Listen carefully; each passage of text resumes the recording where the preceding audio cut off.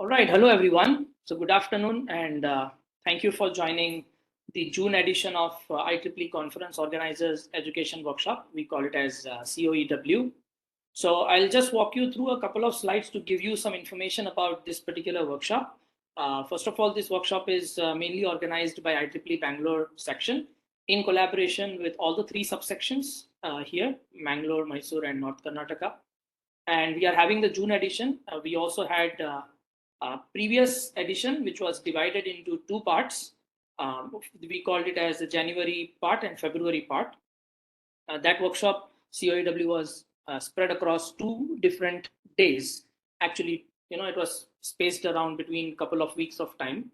So this was the agenda of the part one, which we completed on January 28th.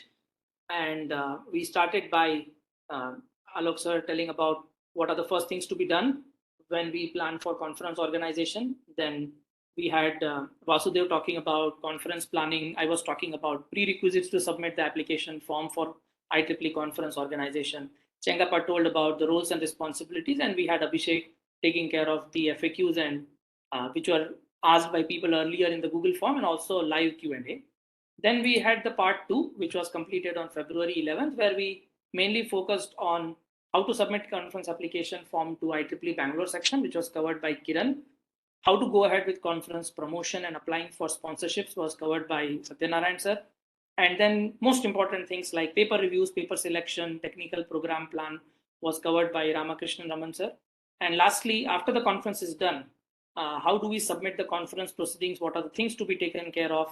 Was covered by Chandrakant Kumar sir. So to look at the quick statistics, we had 31 people who attended part one and part two, both January and February, and certificates were sent out to them, all 31. Then we had number of participants who attended only the first part. Due to some reason, they were not able to attend the second part. So such participants were 62. And then there were some people who were only able to attend second part. They were not able to join for the first part. So such number of people were 34. And one of the purposes of conducting this June session of COEW is to ensure that those who missed in part one and part two can cover up the missing things. This time, this workshop is just 1 day, 3 hours. I'll talk about it in a minute.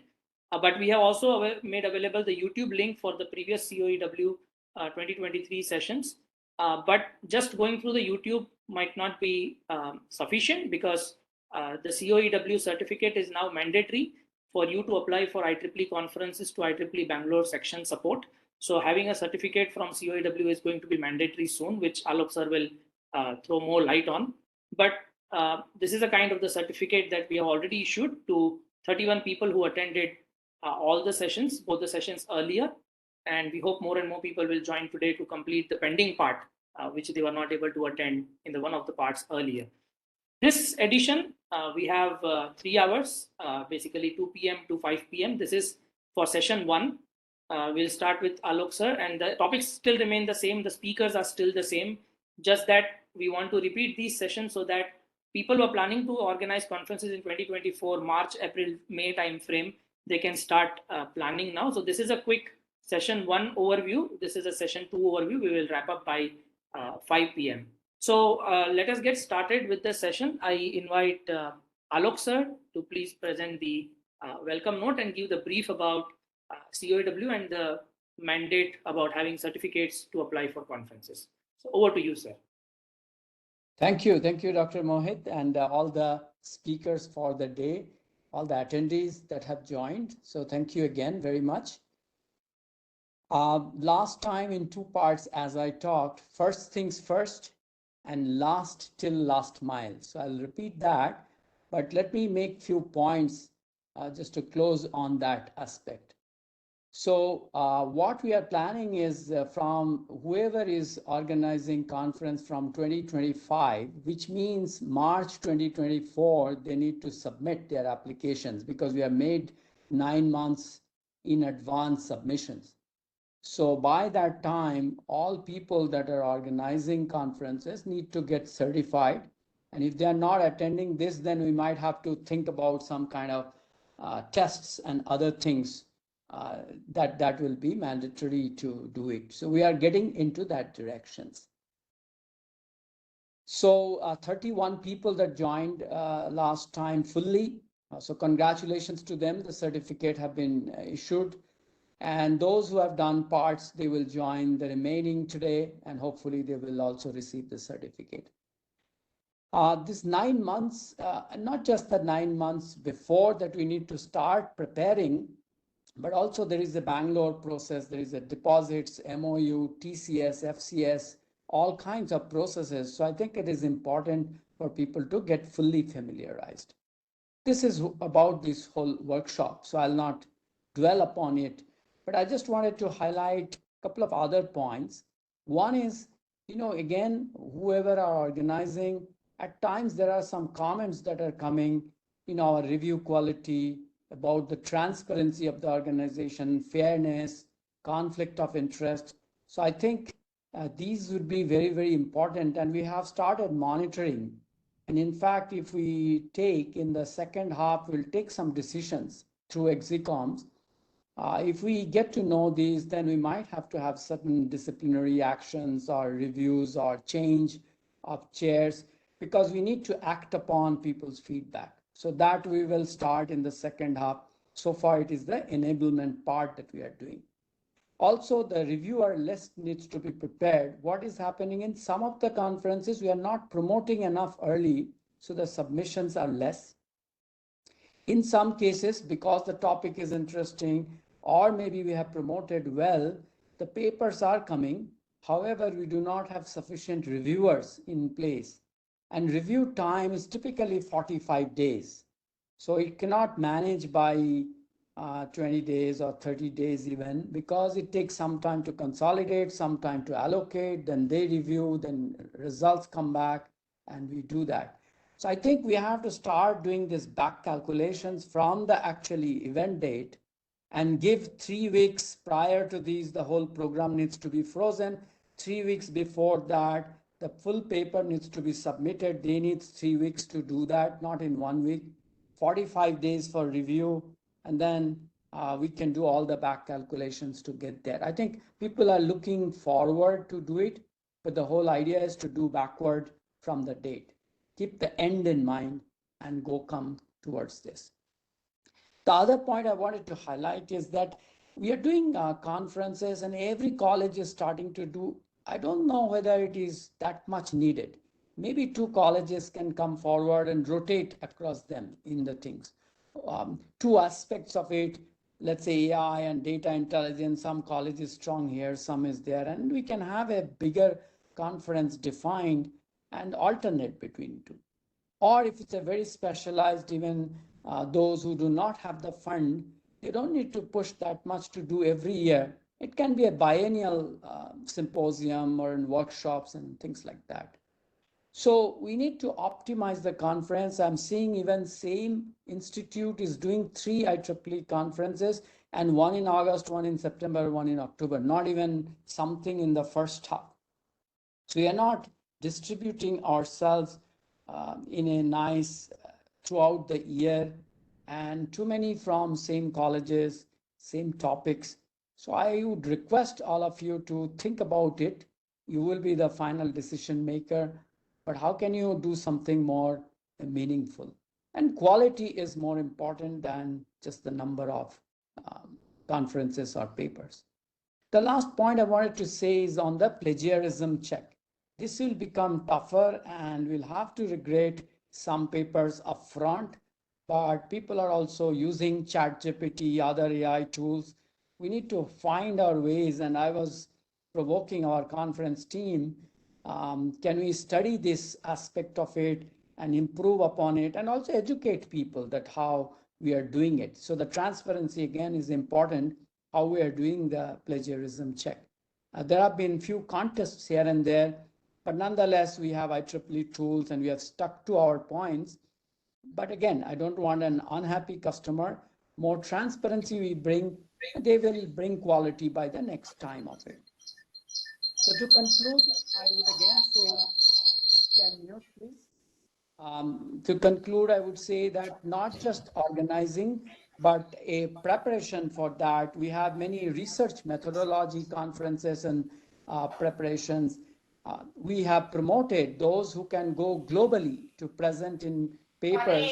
We have a travel grant that's also available. So therefore, I think it's very important. Dr. Stravana, if you can mute, please. So then research methodology kind of workshops, if we can do more and more, so that people also know how to write first paper. There are newer people coming and how to think about the research, then the quality will be there. So there are two aspects of it. Here we are focusing on the organizations, but that's also an important part. And if somebody is going global in ICC or some of these big CCNC or any conferences, we have also provision for some travel grant if it's an international one for students. Not too many, but we can support one or two. So with that, I think let's go ahead and listen again. This certification is very important. Stay there full time. And first thing first, so in the beginning, you please think about what are the things, what is the conference, when is it, what is the title? That's first thing first. What's the venue? That's how we proceed. And then last till last mile, because many of the time towards the end, we run out of steam. It is not finishing till the publication happens. So I think both sides are important, and please prepare well. And I'm sure those who have joined here, they're very keen to do that way. So I wish you good luck, and let's proceed with the rest of the proceedings. Thank you. Thank you very much. Thank you, sir. Thank you for the welcome note. So I now request Vasudev Acharya to take over first session on conference planning and team building. So I'll stop sharing my screen and I'll hand it over to Vasudev, sir. So just give me 1 second, sir. I'll make you the presenter so that you can start making the presentation. Thank you, sir. Hope Yeah. I am audible. Yes, you are audible, and you should also be able to share the screen now. Can you try? Yes, I will share. Yeah, I will share. Sure. And I'll confirm once it comes up.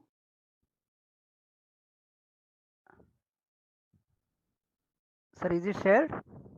It's coming up. Yes, fine. Sir. Yes, you can make it. Yeah, sure. And I'm very much thankful to IEEE Bangalore section and IEEE Mangalore section for giving me this opportunity.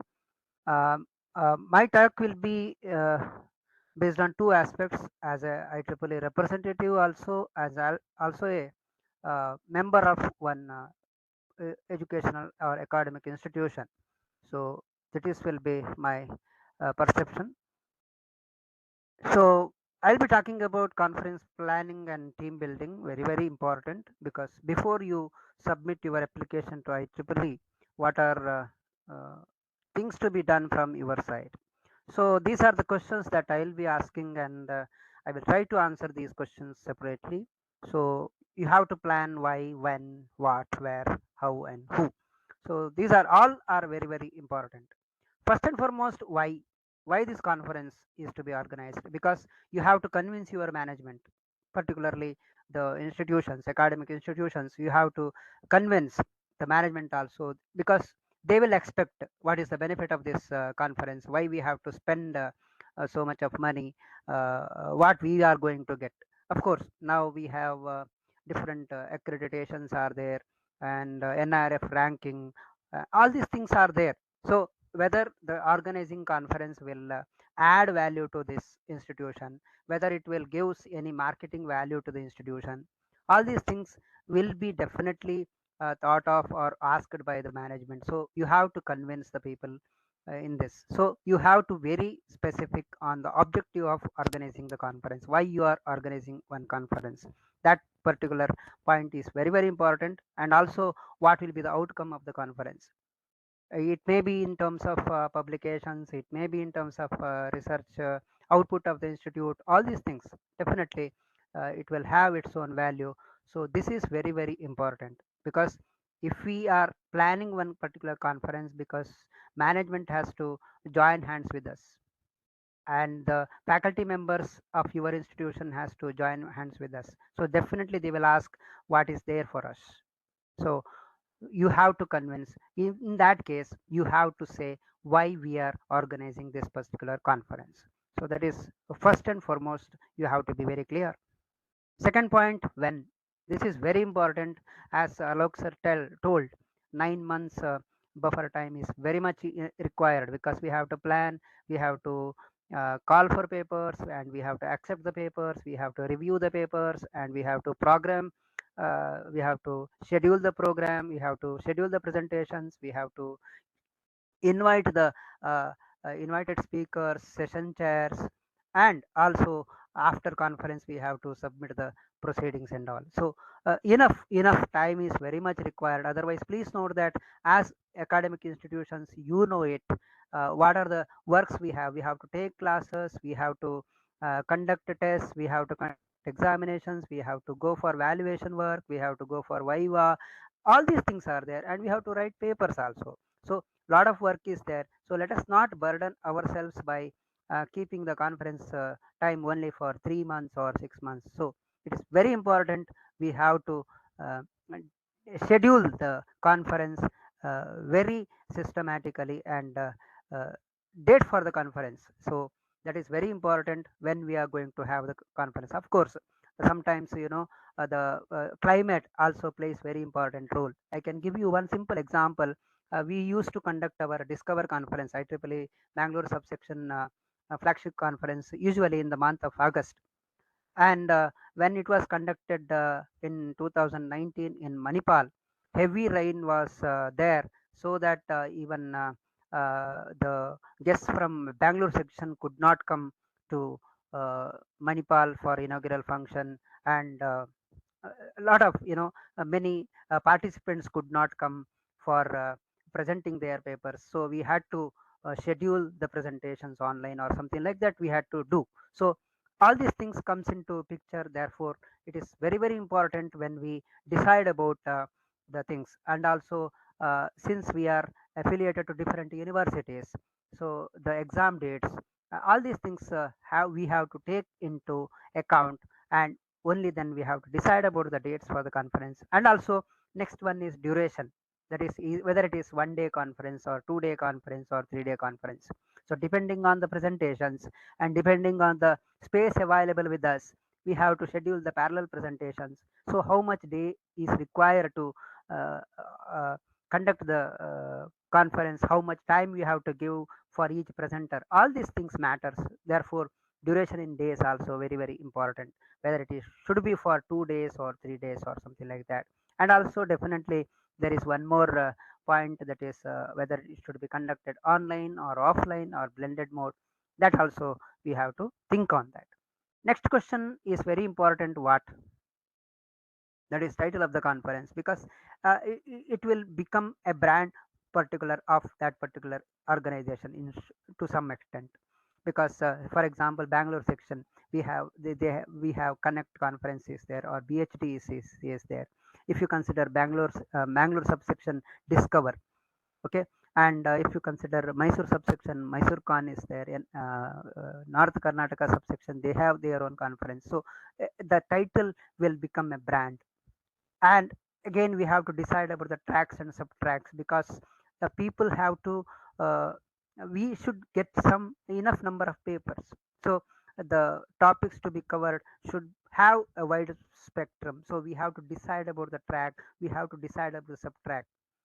I can tell you one simple example in the BHTC, which is very much specific to sustainability development goal specified by United Nations. So in that case, how to implement, how to use technology to sustain for sustainability development goal. So that is very important. So uh, identifying the proper tracks and subtracks will be very very important. And we should get enough number of people papers in each track, so that if we are planning to give best paper award or something like that, enough number of papers should be there. And also we should get enough number of reviewers. That is very important. At least 3 reviews for each paper is expected. So can we get? So these are the things we have to take in that. And topics covered, definitely we have to think of. And we have to see how many keynote speakers we should have, because if it is a 2 day conference, whether it is two speakers enough or whether we have to go for four speakers. If you think of four speakers, when to conduct parallel paper presentation sessions, whether it should be 24 hours schedule, or whether we have to stick on to 9 to 5. So these are some constraints we have. So accordingly we have to schedule this. And again, keynote speakers, whether to call them, if it is whether they should be from international or national, all these things we have to think of that, whether it should be two or three, or because at the end what should it will be, it will be packed one. So we cannot organize the conference very systematically and flawlessly. That is very important. And next point, budget. This is very very crucial. Okay, because for example, if we are thinking of IEEE conference, and if it is not a conference organized by any operational units of IEEE, like section or subsection, so we have to spend or we have to pay money for IEEE also, so there will be publication fee also. So accordingly we may have to have food, we have to spend on registration kits, all these things are there. So we need to have a proper budget. How much is there for registration, how much is to be spent on food, how much is to be spent on speakers, how much is to be spent on other things are there. So you should have, this is why important, because we may get some amount from registration fees, and this again, budget will decide how much registration fees we can keep. That is also very important. We cannot keep registration fees 10,000, 15,000, or 20,000.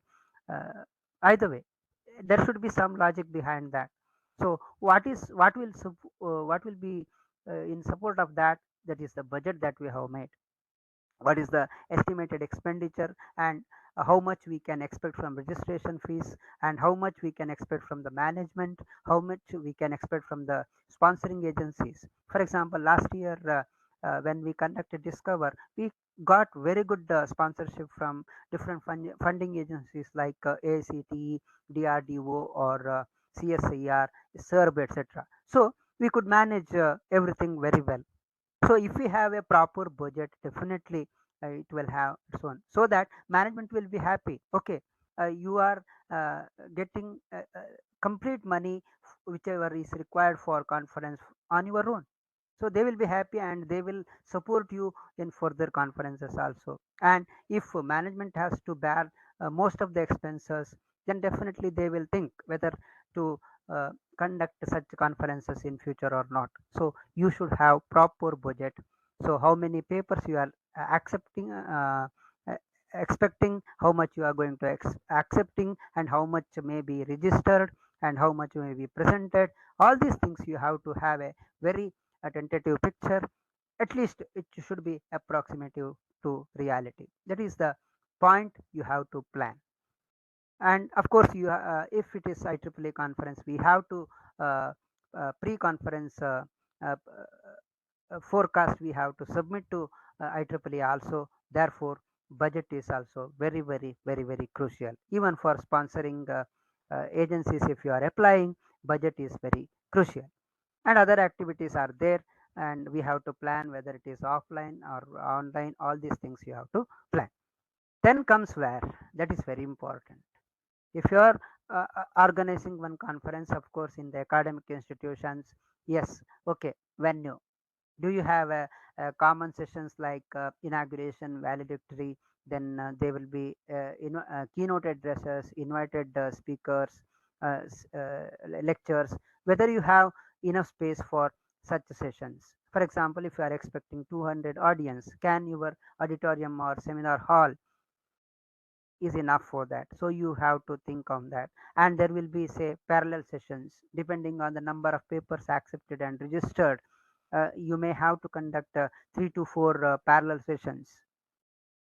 And you should have, say, classroom or session seminar hall or whatever it may be. Please note that if at the time of conference, if classes are going on, definitely you cannot use lecture halls. So do you have enough space for that? Again, this will be crucial in deciding the date for the conference also. That is why I told you, you have to think on the academic schedule of the institution and university when you are deciding about the date. So where is also very important. Definitely, if you are getting enough funding or something like that, you can go for a hotel or outside halls and all. That is a different thing. But definitely, budget plays very key role there. So this is another question that is to be answered. That is, you have to plan where. Then comes how. This is very crucial. Complete timeline for the conference you should have, because of course sir will tell in his next session the uh, requisites for submitting the application. So when you are starting the conference till submitting the proceedings, that is very very crucial. You have to decide when you start the conference itself. Please note that once authors present their papers, next question that they are going to ask is when this will be published in IEEE Explore. Please note. And they will keep on asking that particular question with you. They don't bother about your constraints, your other works. No. They just want their papers published in IEEE Explore and indexed in Scopus and indexed in the Web of Science. That is their primary concern, primary criteria. So if that has to happen, you should have a clear deadline. Again, timeline what I asked. Once they submit their paper, next question, when we are going to get the acceptance notice. Of course, in the website you will say that November 30 we are going to send the acceptance criteria, but they don't wait till November 30. Of course, there are some other points are also there. They want to submit to other conference or journal, or that may be also there, but you should have that. So this is very clear. Complete timeline for the conference you should have. Next is tentative flow. That is when is going to happen what, and what are the things which are required. For example, you should have a website for that. Who is going to do that? How it should be designed? All these things are there, right? So you should have a when the work for registration committee will start, when the works for technical program committee will start, when the work for publication committee will start, when the work for this sponsorship committee will start. You should have a tentative flow for the entire conference when their work will be there, so that you should have that. Then again, I told that about the budget. If you cannot sustain entire expenditure through registration fees only, then you have to go for sponsorship, because you cannot depend completely on the management or institute. So they will have the constraint, they will have the limitations. In that case, you have to go for sponsorship. And when to apply, so you should have a clear their application procedure, whether it is online, whether it should offline, everything should be ready. And conference management, again, whether your faculty members, whether your students will be used for managing the conference, or whether you are giving outside, that also you have to plan. Of course, there are event management companies are there, firms are there. Whether you are going to give them, that is also a point to be noted. If you are not going to do that, yes, who is going to manage from your college? That is also very important, because brochures have to be printed, posters have to be printed, and they have to be circulated among the researchers. And uh, we have to send reminders until the deadline is done. You have to continuously circulate this, right? So therefore, conference management, even during the conference dates also, how it is managed, how different sessions are managed, how who is going to coordinate which thing, everything you have to plan very crucially. And next very very important point is who. You should have a team of committed members. That is very very important, because you have to work for at least 9 months from starting from the planning of that particular conference until you submit the proceedings to IEEE. You should have committed members.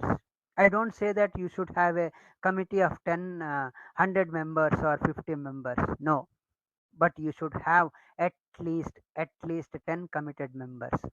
And please note that in academic institutions, we know that retention is the issue. In case a person who is with you, who was with you, if he leaves the company or your organization, can he be with you for organizing of this particular conference? Well and good.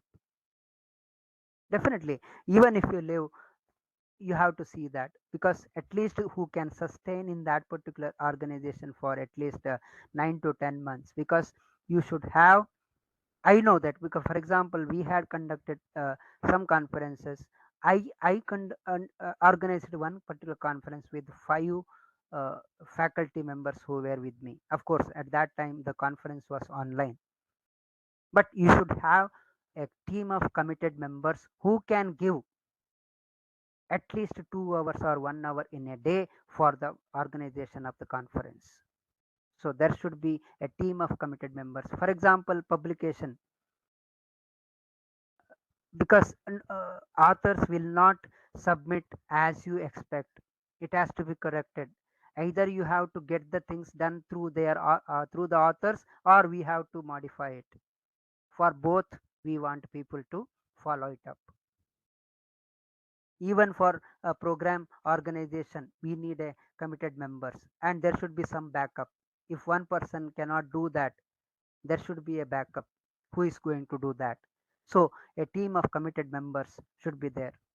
And for organizing different committees, we need people in each committee, at least 2 3 members from your organization, and also the associated operational units like section or subsection. You should have some members who can help you, because there will be some committed members who will be there for namesake only. You will not be getting any help or any assistance. In that case, keeping them, of course, let them, but you should have some people who work. And another, overall management and coordination, because you should see that everything is going on well. As a organizing chair or organizing secretary, you cannot manage everything, but you should see that everything going on well, so that there should be proper reporting, proper uh, coordination should be there with every people. That is very very important.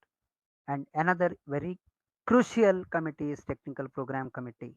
You should have people who are very much responsible. Of course, in the next session, sir will be talking about that ethical procedures. All these things are there. So technical program committee plays vital role in the organization of the conference. So when you are planning, at least have some 5 people. They need not be from your own institutions, they can be from other neighboring institutions also, but who can give justice to the technical programming committee responsibilities, like reviewing the papers, plagiarism, publication ethics, all these things. They should be very well aware. So this is very important. And another important point is finance, very crucial committee, because you have to submit pre-conference budget, then post-conference things, and you have to manage, because you have to it is not only you have to give the financial statements only to IEEE. No, you have to convince your management also. You have to convince your uh, principal also. You have to convince your institution also. Therefore finance has to be properly managed, because if you are getting some sponsorship from external agencies, so you have to give utilization certificate. It becomes their responsibility.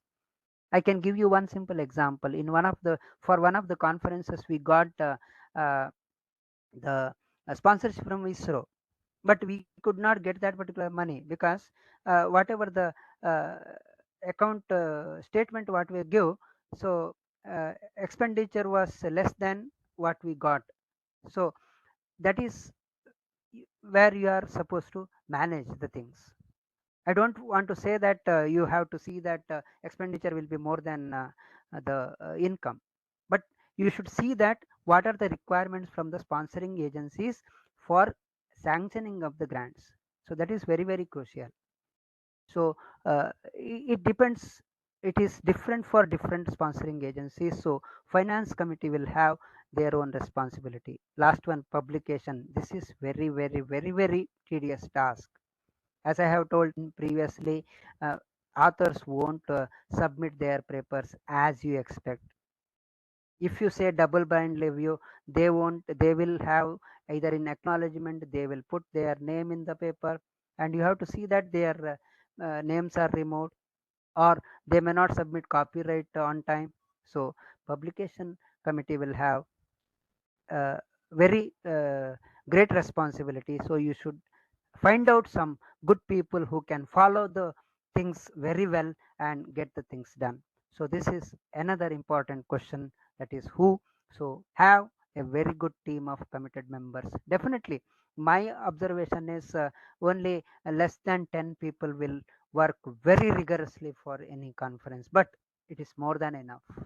You can make very good conference with 10 people, but they should be committed. That is one point. So with this, I conclude. Thank you. Thank you, Vasudev, sir. I request all the participants to put their questions in the chat, if any, and Vasudev, sir, and uh, all other speakers who are present here, we will try to answer your questions in the chat, and we'll have at the end of the session a Q&A live where we can have live discussion. But for now, we'll move to the next session. So I request Abhishek Appaji. He will be giving us a note as to what are the ethical practices for the organizers as well as the authors. So, Abhishek, can you hear me? Yeah, hi, Moy. Yeah, hi, Abhishek. I have given the permission to share the screen. Hopefully, it's working for you. No, I don't have any slides. Okay. I'll just talk. Is that okay? Yeah, perfectly fine. Sure. Yeah, good afternoon, everyone. Thank you for joining for today's event. So, what I want to share today is some of the case studies which we have dealt in this conference due to some of the wrong, knowingly or unknowingly, by our conference organizers or authors. I won't mention the college names. I mean, it's surprising that there are many reputed colleges also have fallen into the trap of lot of wrong concepts which they unknowingly have done that. So let me tell you one. First one is of one of the conference which happened few years back, and the conference had almost 500 papers they have received, and out of 500 they had almost 200 plus papers which was reviewed and presented in the conference. Till then, everything was fine. But once it was submitted to IEEE Explore for possible publications, then what happens is it will go to one of the technical committee, like experts like you and me, will review those papers, again volunteers, and give how does it happen is they'll take around, out of 200 papers, they have taken around, say, around 10-20 papers, and they've found that almost 90% of papers are of not worth publishing in Explore. So how do they decide whether it is worth or not? They'll see what kind of reviews they've got and what kind of paper quality is that, does that paper make sense, and so on and so forth. Additionally, they'll also map each paper to one of the societies. As you know, in IEEE, we have almost 39 societies and councils. So if something related to power and energy, it will go to Power and Energy Society. That particular paper will be tagged to that particular society. Or if something related to AIML, it will go to Computer Society. Something related to 5G, 6G, it will go to ComSoc and so on. So that tagging also they'll do it, which means that any paper which you accept in your conference should be in those society scope. So that is also another reason. So all these reasons was accumulated, and they sent an email to conference organizers saying all their 200 plus papers have been rejected by Explore and they'll not publish anything in the conference, in the Explore. So what do we do at that time? At that time, one option is, as a conference organizer, you can't go to appeal. Only Bangalore section can go to appeal. If you are come in jurisdiction of Bangalore section, then only we can go as one of the appeal, saying no, the conference is good. When we will go for appeal is when we are convinced, saying the papers are good, of very good quality and it is worth publishing, there is some kind of mistake which is done by the volunteers who scrutinize the paper. So what is that we did was the conference organizers, the college, concerned college called Bangalore section and said that this is the problem, can you help us out? Then we said you send the papers.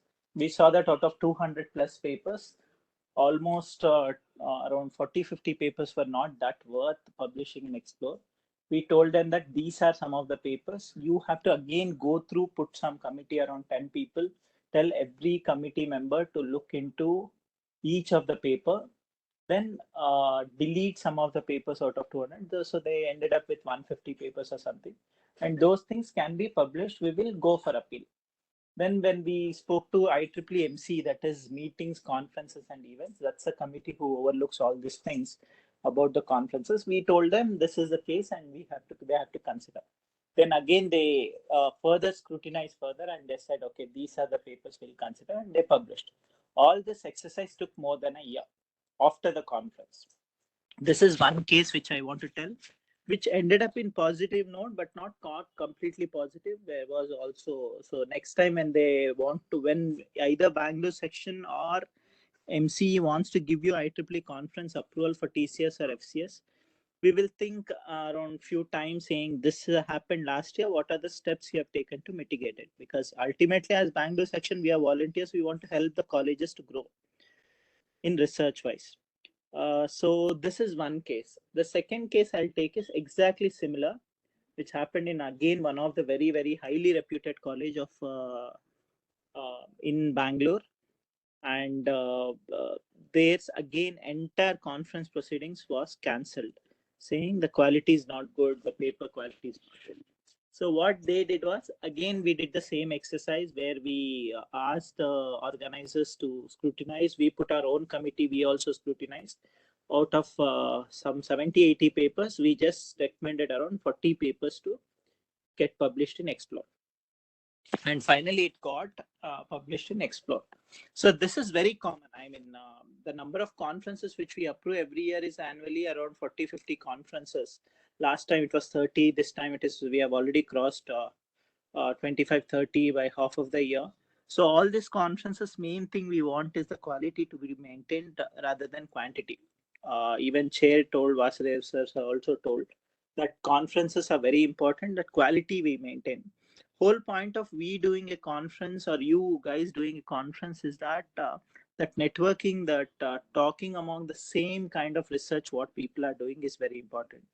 But nowadays what we have seen, they accept anything and everything, like all the topics, each topic is not at all relevant. It is not thematic based. It is like very generic. Computer science will be there, electronics will be there, mechanical, electrical, everything will be there in that conference. So those are not recommended, because I know as a section we may do it because we want to cater to 10,000, 20,000 members.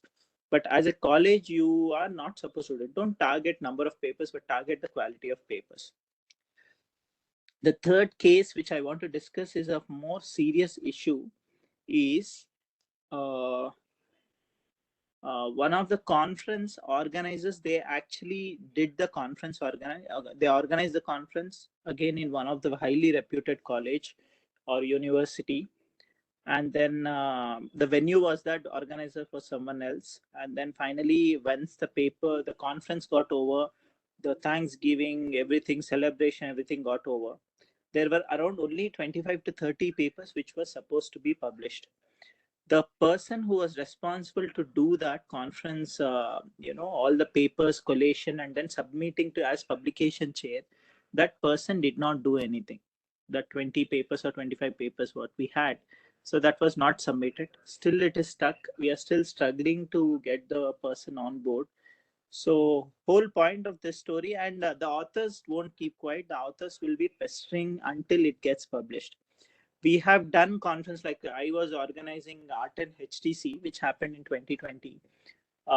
When we organized it, it got published in a record time of less than 25 days. So the conference got over today, and within a record time of 20-25 days, it got published in Explore, because they believe us that we are good volunteers. We do very meticulously all the conference papers and all. Even this year, Art and HTC, which is happening in Gujarat, I'm involved. So I'm ensuring that whatever they do it very meticulously and some systematic way so that everything gets ended in Explore, whatever the papers being accepted and presented. So coming back to the case, so the papers are still. So why this happened is there was only one person whom they were relying. So that's why all your conferences, any person like TPC should have a co-chair. It's not just one person. Publication should have co-chair. Organizing chair should have control over everything. If someone doesn't work, then organizing chair should pitch in and then try to fill that gap.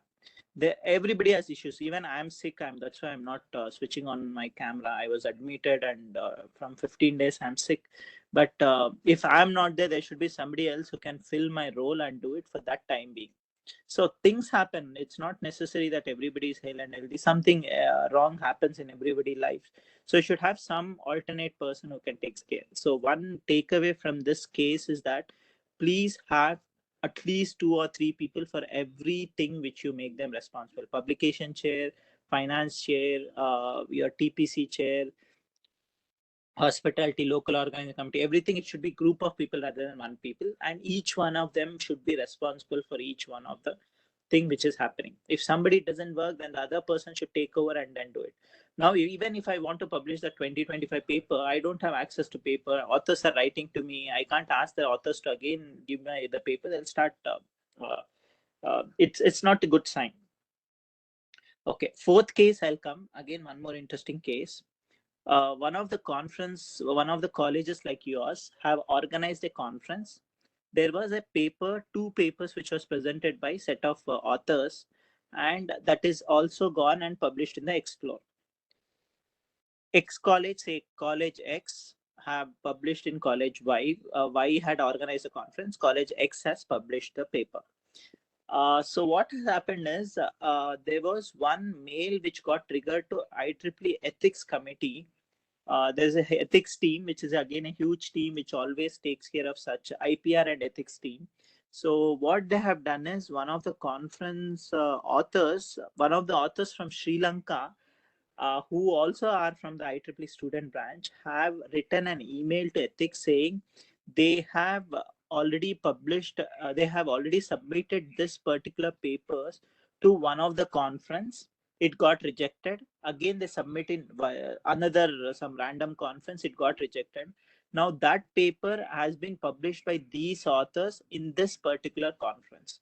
So this X and Y college are involved. So Y is the culprits, I would say, because they have unethically taken the paper. Maybe it had come to the review to the person, or they got somehow access to those papers and they have published that paper in the conference. It got into Explore.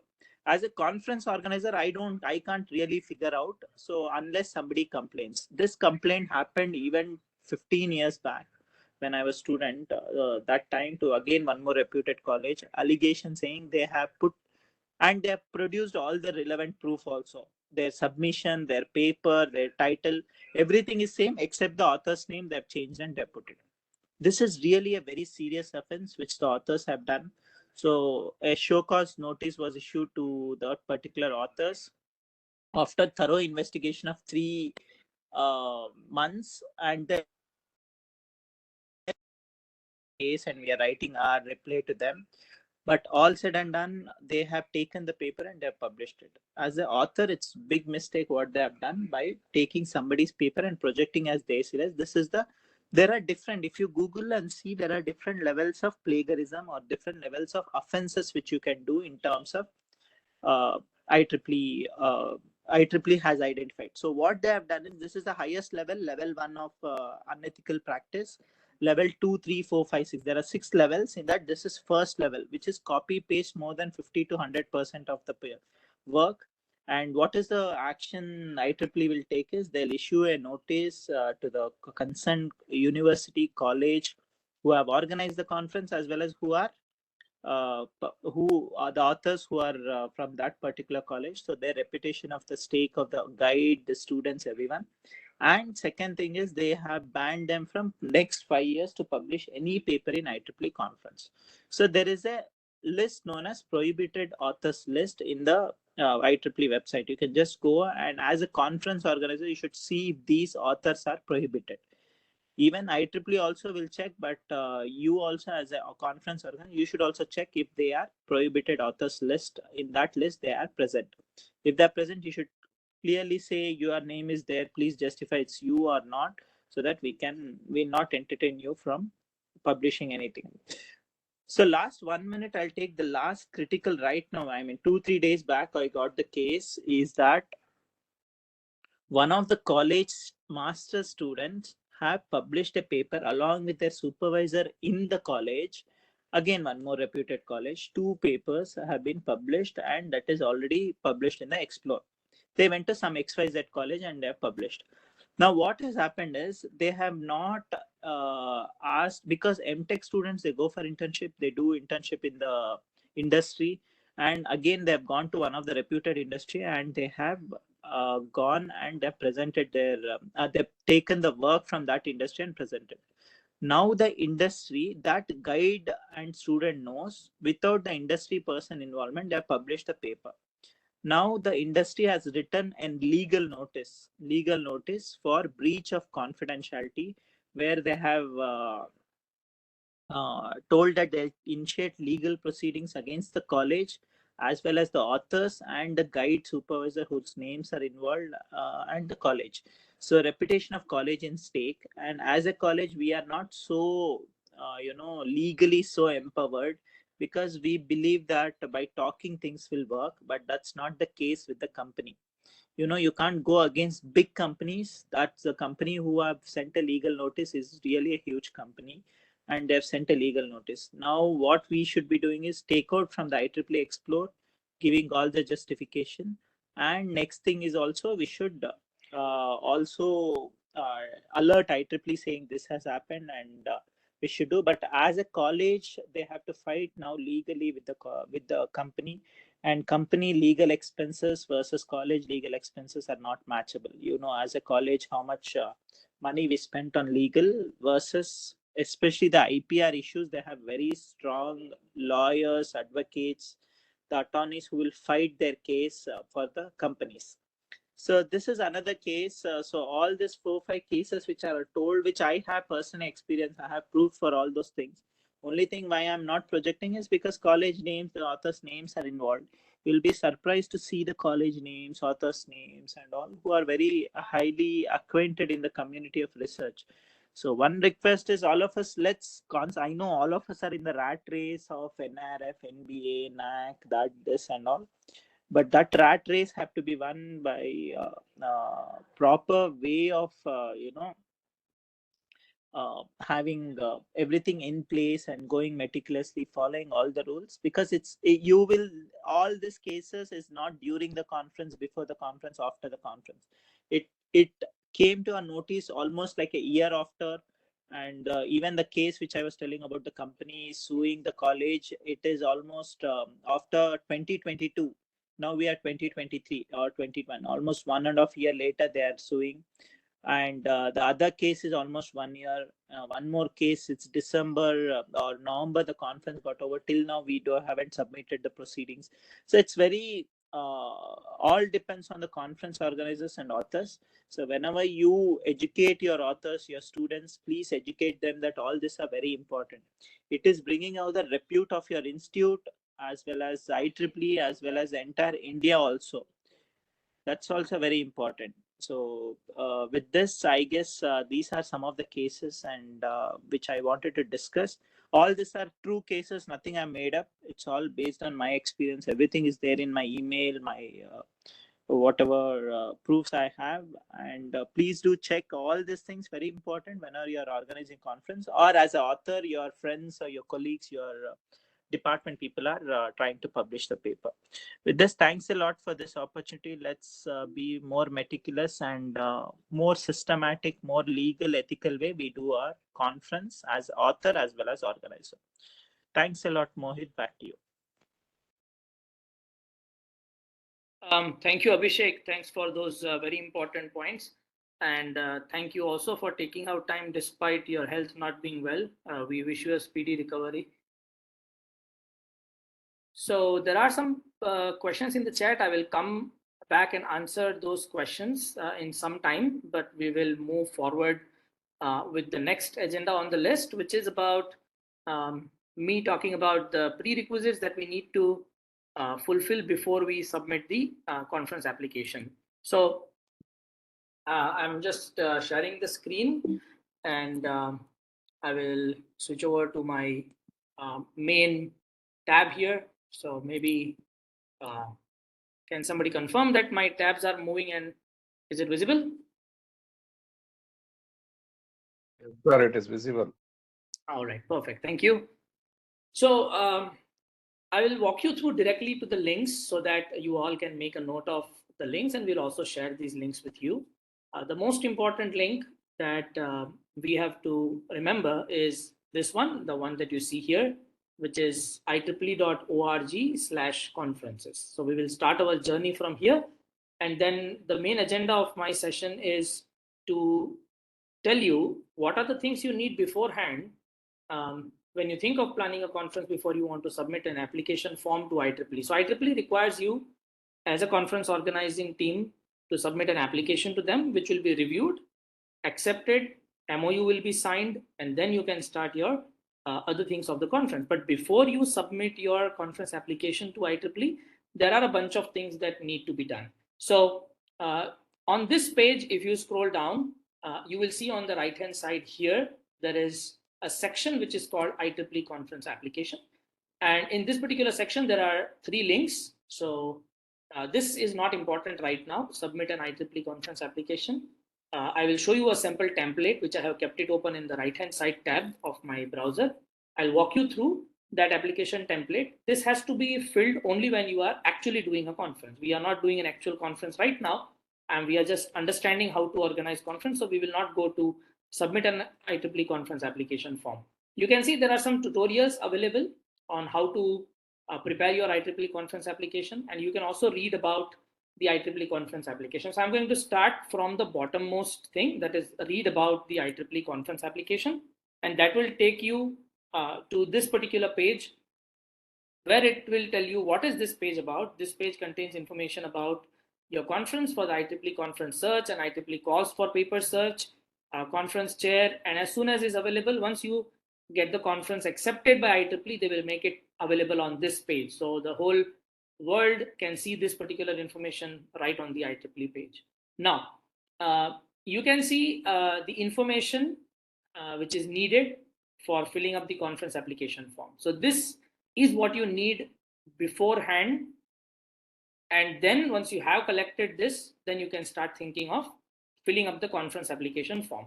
So what do you need before you start filling the form? You will need the conference title and acronym.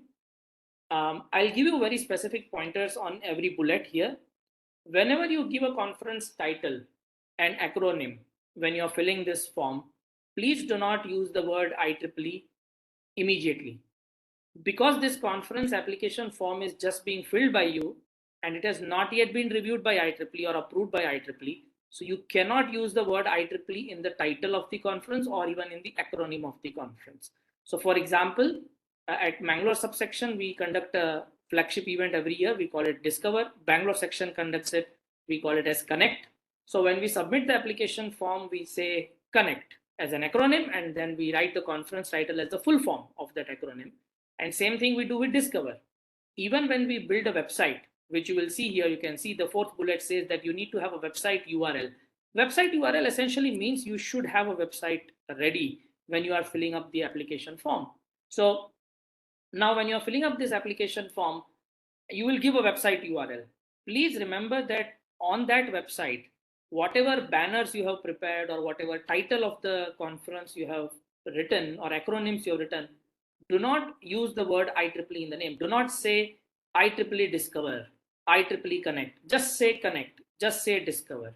Let them approve the conference, and then you can add the word IEEE after that. They will give you permission to add that word, and then you can go ahead and add that word. Until then, we should not add the word IEEE. So that's very important on the first point.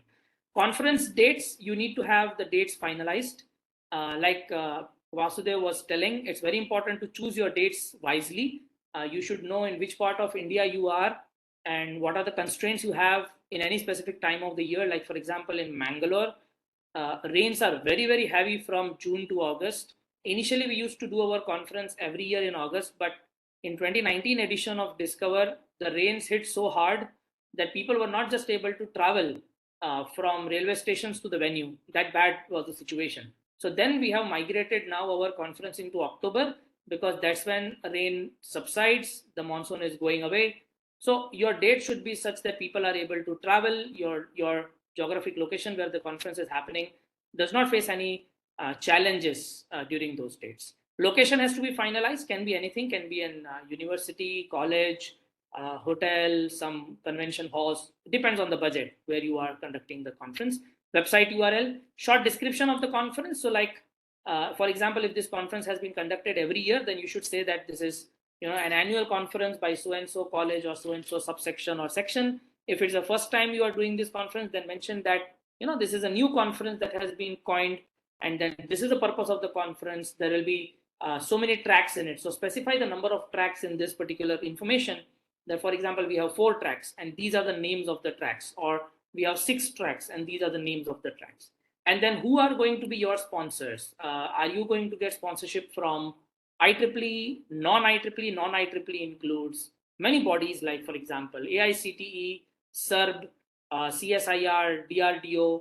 You can also get sponsorship from industries. So you should know who are your sponsors and what are their responsibilities, because there will be one question I'll show you in another 2 minutes.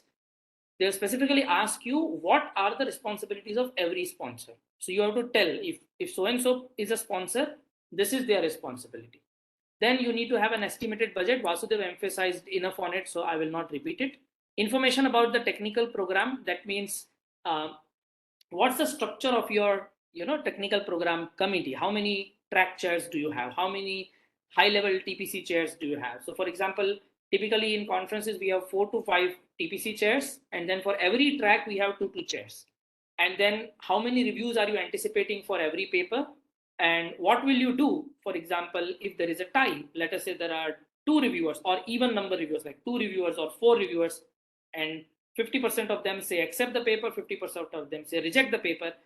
What basis will you decide whether the paper will be accepted or rejected? You need to devise rules and regulations that in case of a tie, this is how the decision will be made, and that has to be made publicly available. That is an information that every author should know, why my paper was accepted or rejected. They have all the rights to understand that part.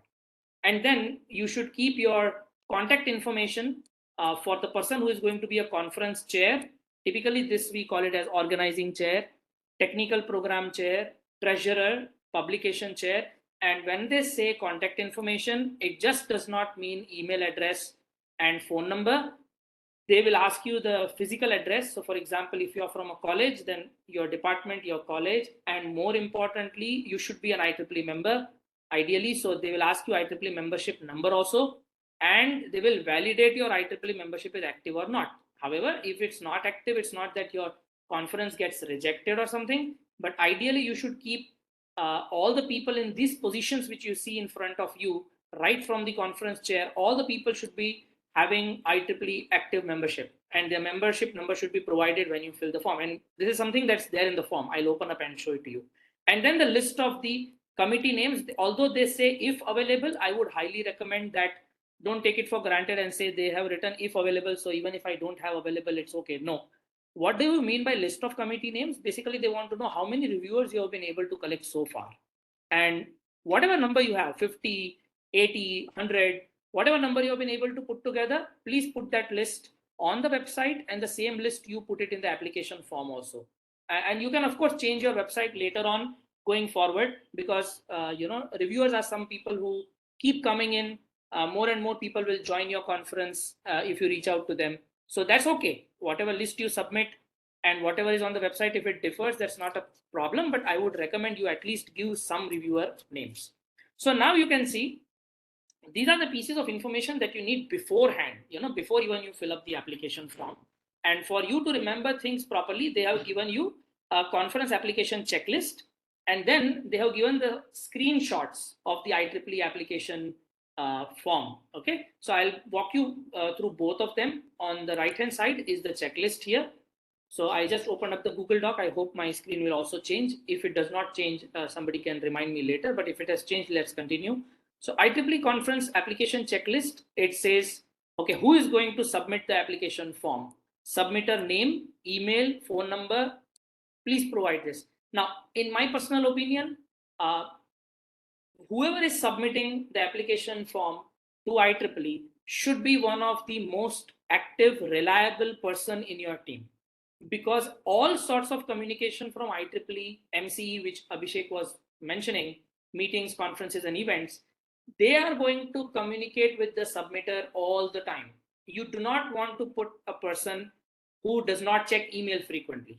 So please ensure that the submitter of your conference information to IEEE is one of the most active, reliable person who will promptly reply to IEEE's queries. Because if you delay in replying to their queries, your approval will take a lot of time.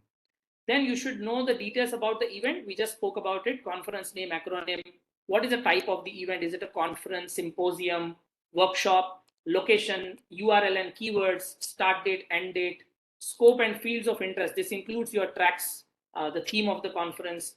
How many people do you think will be attending the conference? Will you permit some people to exhibit some posters, exhibit some other kind of information, like maybe exhibition of the products from industries? Are you planning for that? You can give a guess, that it need not be very hard. Then location, then sponsors. Who are your sponsors? If they are IEEE, who are from IEEE? Is it Mangalore subsection? Is it Mysore subsection? Is it North Karnataka? Is it Bangalore section? And then what is the structure of your technical program committee? You can see here information about reviewers, including whether they will be named or student reviewers. We do not encourage using student reviewers. At least in Discover, from last 7 editions, we have not enabled any students to review the papers. We want experienced people to review the papers, because quality of review has to be good, and students might be new to this whole thing about publishing papers, so we don't want to give them to review the papers. Estimated number of papers and target acceptance rate. Like Abhishek already mentioned in one of the points, he was telling that these days we see a lot of conferences accepting many papers. Please keep your acceptance rate under control. You do not want your papers to be rejected by IEEE because you had a very high acceptance rate. You can have a high acceptance rate provided you can justify that the quality of the papers was exceptionally high and you just could not reject them. But now that's not the case every time. That's very rare that you would see that you get all papers which are excellent quality. No, that should not happen. To just give you numbers, it's not something that we have defined as thing, but in the past 6 editions, 7th one edition, we are doing the paper reviews now. For our 6 editions of Discover in the past, our acceptance ratio has been maximum 27%. We have not gone more than 27% in the 6 editions. It has been less than 27%, in fact, all the time. So please decide your acceptance ratio and then go ahead and do the paper reviews. Information about materials, whether full paper will be reviewed or abstract will be reviewed. Typically, we should review the full papers, not the abstract. What is the criteria of acceptance? How many reviewers are you using for every paper? Give the webpage link for CFP, abstract submission date, notification of acceptance, final paper submission date, and please keep sufficient gap, like Alok sir was telling. For example, from your acceptance to final paper submission date, you should at least give 1 month, because people have to go back to a paper and they have to make changes to their paper, right? Whatever the reviewers have said. So keep 1 month between final paper submission date and acceptance date. So let's say if acceptance date is 20th November, final paper submission date can be 20th December. And the original paper submission and the notification of acceptance, please separate it out by at least 2 months, because you might feel that you did not get sufficient number of papers in the beginning.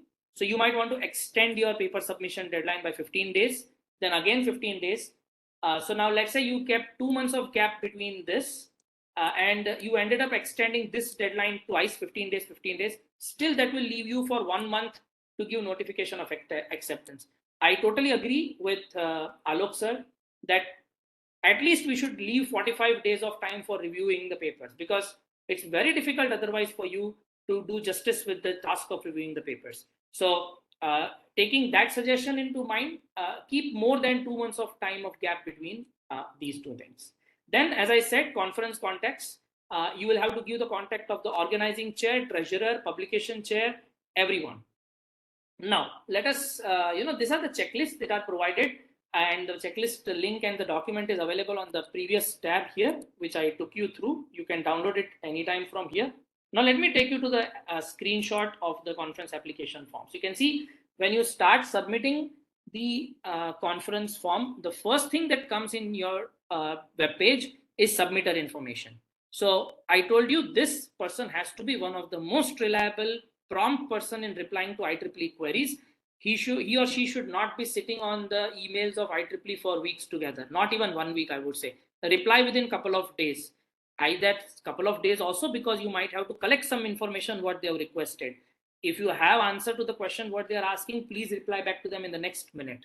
So submitter, you have to give their name, all those things, email, phone number, and then that is your step number 1. Step number 2 is your event information. So now when we go to step number 2, conference name, conference acronym, please remember, do not add the word IEEE at the time when you are applying, because it's not yet approved. Okay, once it is approved, you can then use IEEE. Event type, for conferences, conference. For other things, you have a drop down, you can check it what you want to do. Conference URL, again, it is not mandatory. There is no mandatory button, but definitely you should give the website to them. They will go through your website and come back to you.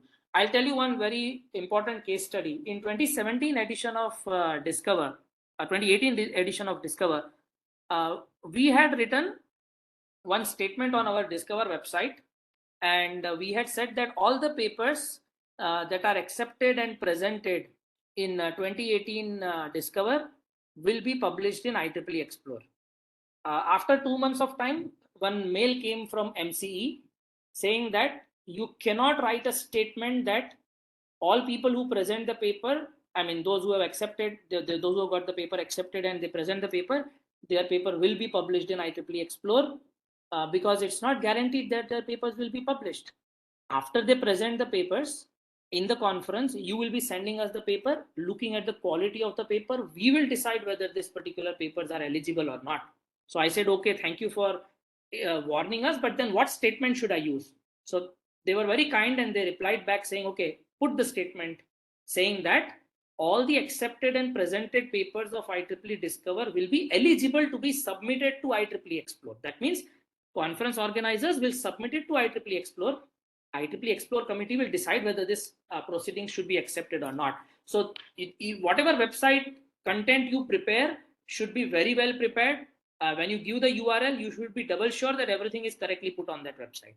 Give the start date, end date of the conference, keywords, scope of the conference, then field of interest depending on what your tracks are, then estimated attendance.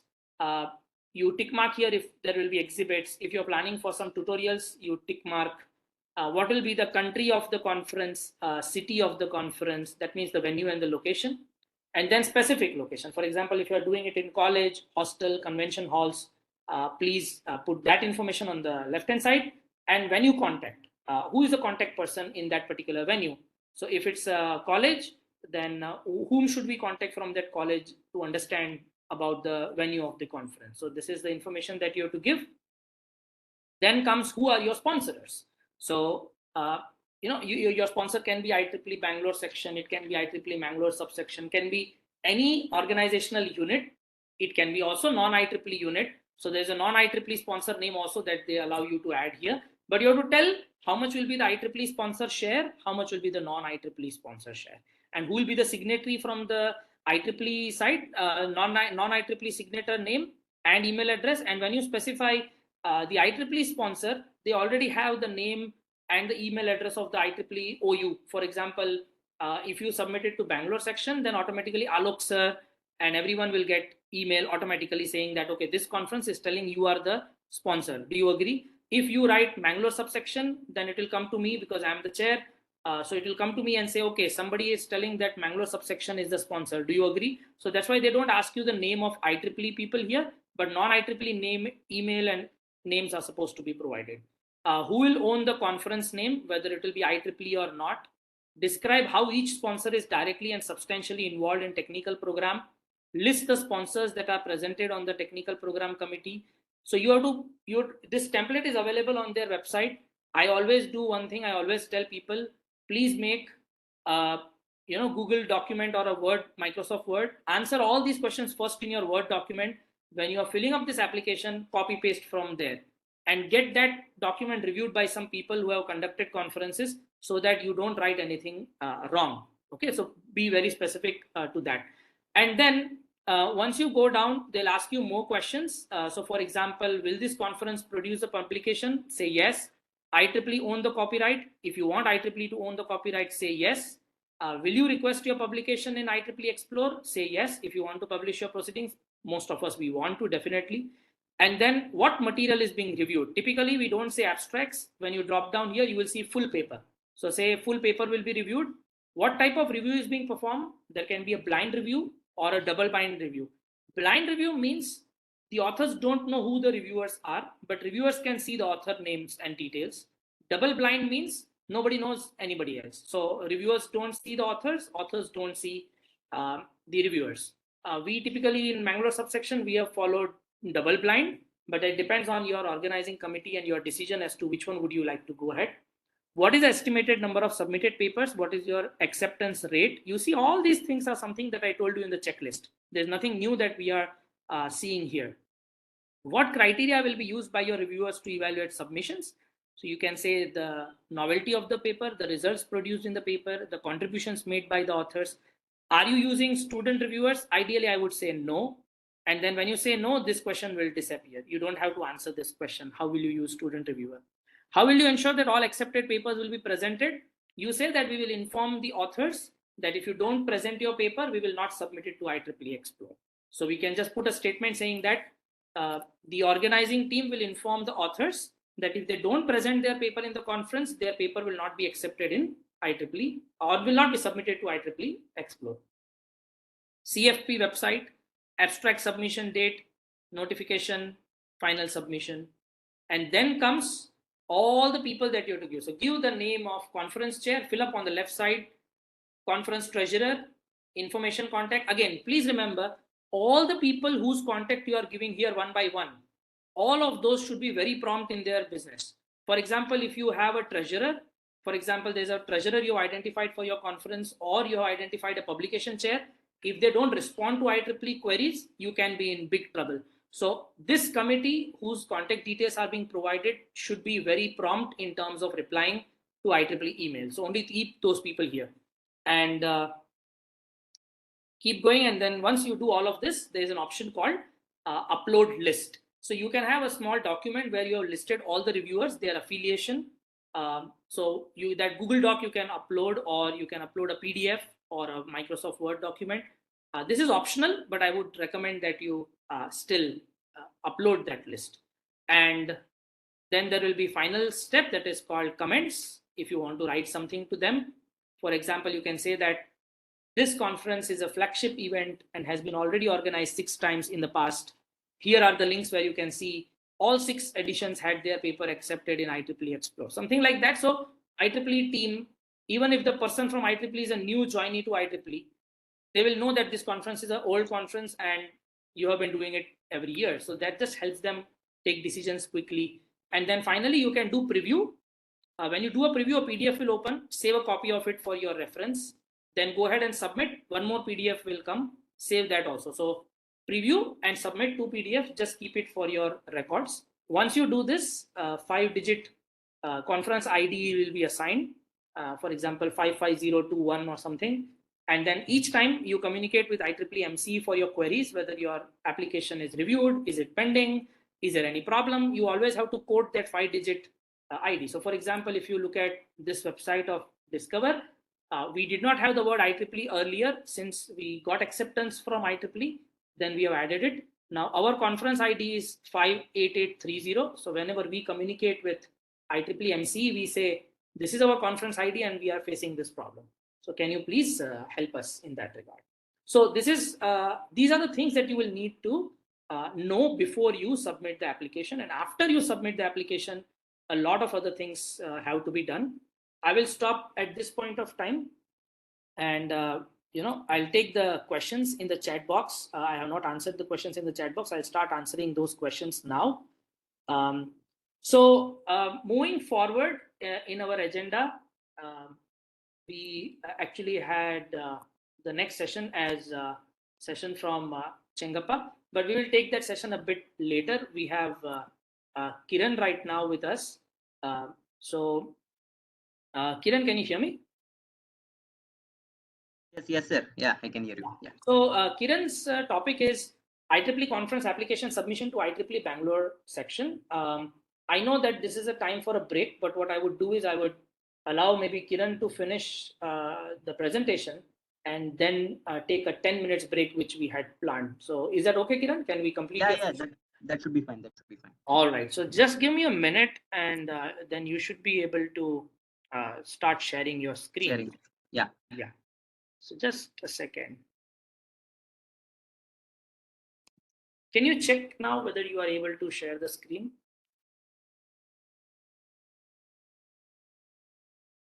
Yeah, I think, I'm able to share the screen. Okay. I'll confirm once it starts appearing.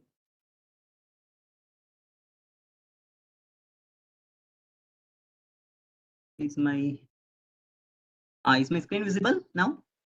Yes, I can see the Google web page. Yeah, Google page. Yeah. Okay. Yeah, can I start? Yes, please. Thank you. Yeah, thank you. Good afternoon, everybody. So in this session, I'm going to explain how to fill the application form for IEEE Bangalore section. So just now what we saw was the MC application that you submit after getting approval from the Bangalore section. The first step is to apply to Bangalore section for co-sponsorship. So I'll just go through the application through the browser. So I don't have any slides. I'll just run through here. You can type IEEE Bangalore section conference application form. So if you type this in the browser, the first link that you get is the conference co-sponsorship application, which is IEEE Bangalore section application form for co-sponsorship. You can click on that. The screen will appear, conference co-sponsorship application, terms and conditions. So all these things you can go through. All those points which are important anyways we'll be covering in this session. You can go through these points later. If you scroll down at the bottom, you can find a button called as submit application. So you can click on the submit application button. This at the first time when you are logging in, this conference application management is done by Jira platform. So you'll have to register yourself at the Jira platform. So first time it will ask for your email ID. You give your email ID, a link will be sent to your email. You click on that, and then you can come here, conference co-sponsor application. So here you can see the application. It is a very simple application which has some 10-12 fields, and most of the fields are similar to what are there in the MCE. We'll just go through those fields. So the first field is name of the organizer. So here you can mention the name of the organizer, maybe the organization name from where you are conducting the conference, or an individual whom we can contact. So that will be the name of the organizer. Email of the organizer. So please give some email ID which will be checked regularly so that you get information about the process of the application, and if there is any communication you can communicate to us. So give an email ID that you check frequently. Phone number of the organizer. If there are any clarifications, then we will use these phone numbers to call get the clarification. So give a proper phone number through which we can reach you. And we require some time for processing the application because there may be some issues in the applications, some things in the websites that needs to be changed. So all these things will take some time. So therefore we suggest that there be at least 9 months of gap between the time of application and the conduct of the conference. So earlier this checkbox was not there. Now we have included it to make sure that while filling the application, you make sure that the conference date is at least 9 months from the date of application. So if it is less than 9 months, then we may not have enough time to process the application. So it's better that you plan the conference after 9 months from the date of application. And the next field is the conference title. So when you are selecting a title for the conference, check if the same title has already been used by somebody else, if it matches with some other title, then maybe you can think of changing the title. Sometimes the titles may be different, but the acronyms may match. So at that time also, it's suggested that you choose an acronym which doesn't clash with any of the existing conference. Then next comes the description. In the description of the conference, you can give the theme of the conference, track and areas included, and you can mention all the areas here. And also suggested. Hi Kiran, can you hear me? Yeah, yes. Your voice is fading away in between sometimes. Maybe the microphone is getting disturbed here or there. I'm not sure whether it's just for me, but I just thought to let you know. Your voice otherwise comes clearly, but suddenly it goes away. Suddenly it is going over. Maybe we can hear you, but it becomes very low voice. Okay. I'll just maybe I was when I was turning around, maybe there. Oh, maybe. Okay. Sorry. Yeah. Okay. Yeah. So in the description, you can mention the theme of the conference, and also it is suggested that you select topic specific and let it not be very generic, like all the fields of engineering, including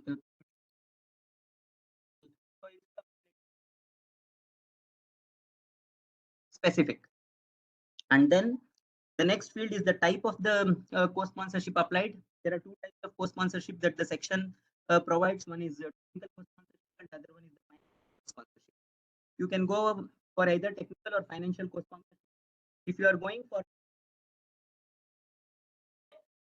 Kiran, your voice is fading away a lot now, actually.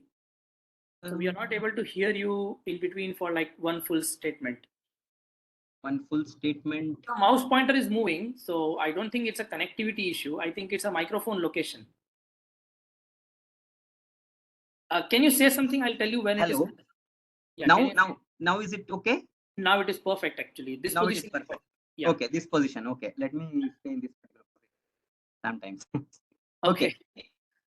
So if you're going for technical co-sponsorship, then you'll have to pay processing fees of 25,000 plus 80% GST, which is non-refundable. This fees is the processing fees for deputing to Exicom members from the Bangalore and providing two free e-notices from the section, reviewing the application. This is a non-refundable deposit, and you will also have to pay a caution deposit of $1450, like 10,000 rupees, which is refundable once you pay the fee to the MC. And after the papers are accepted, for each paper, $22. These are the fees for technical co-sponsorship.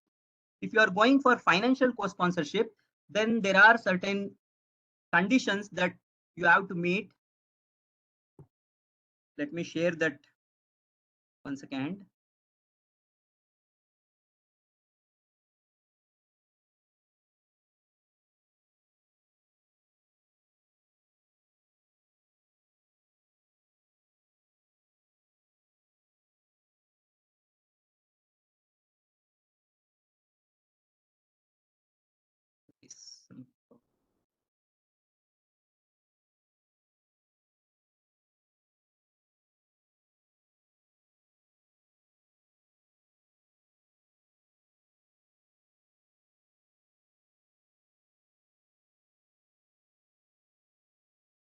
Give me a second.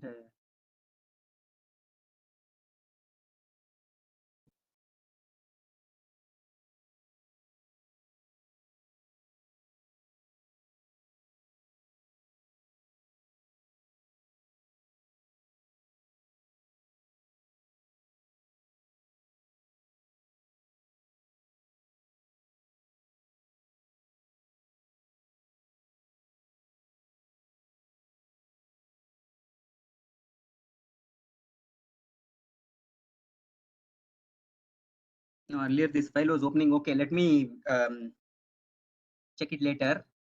Okay.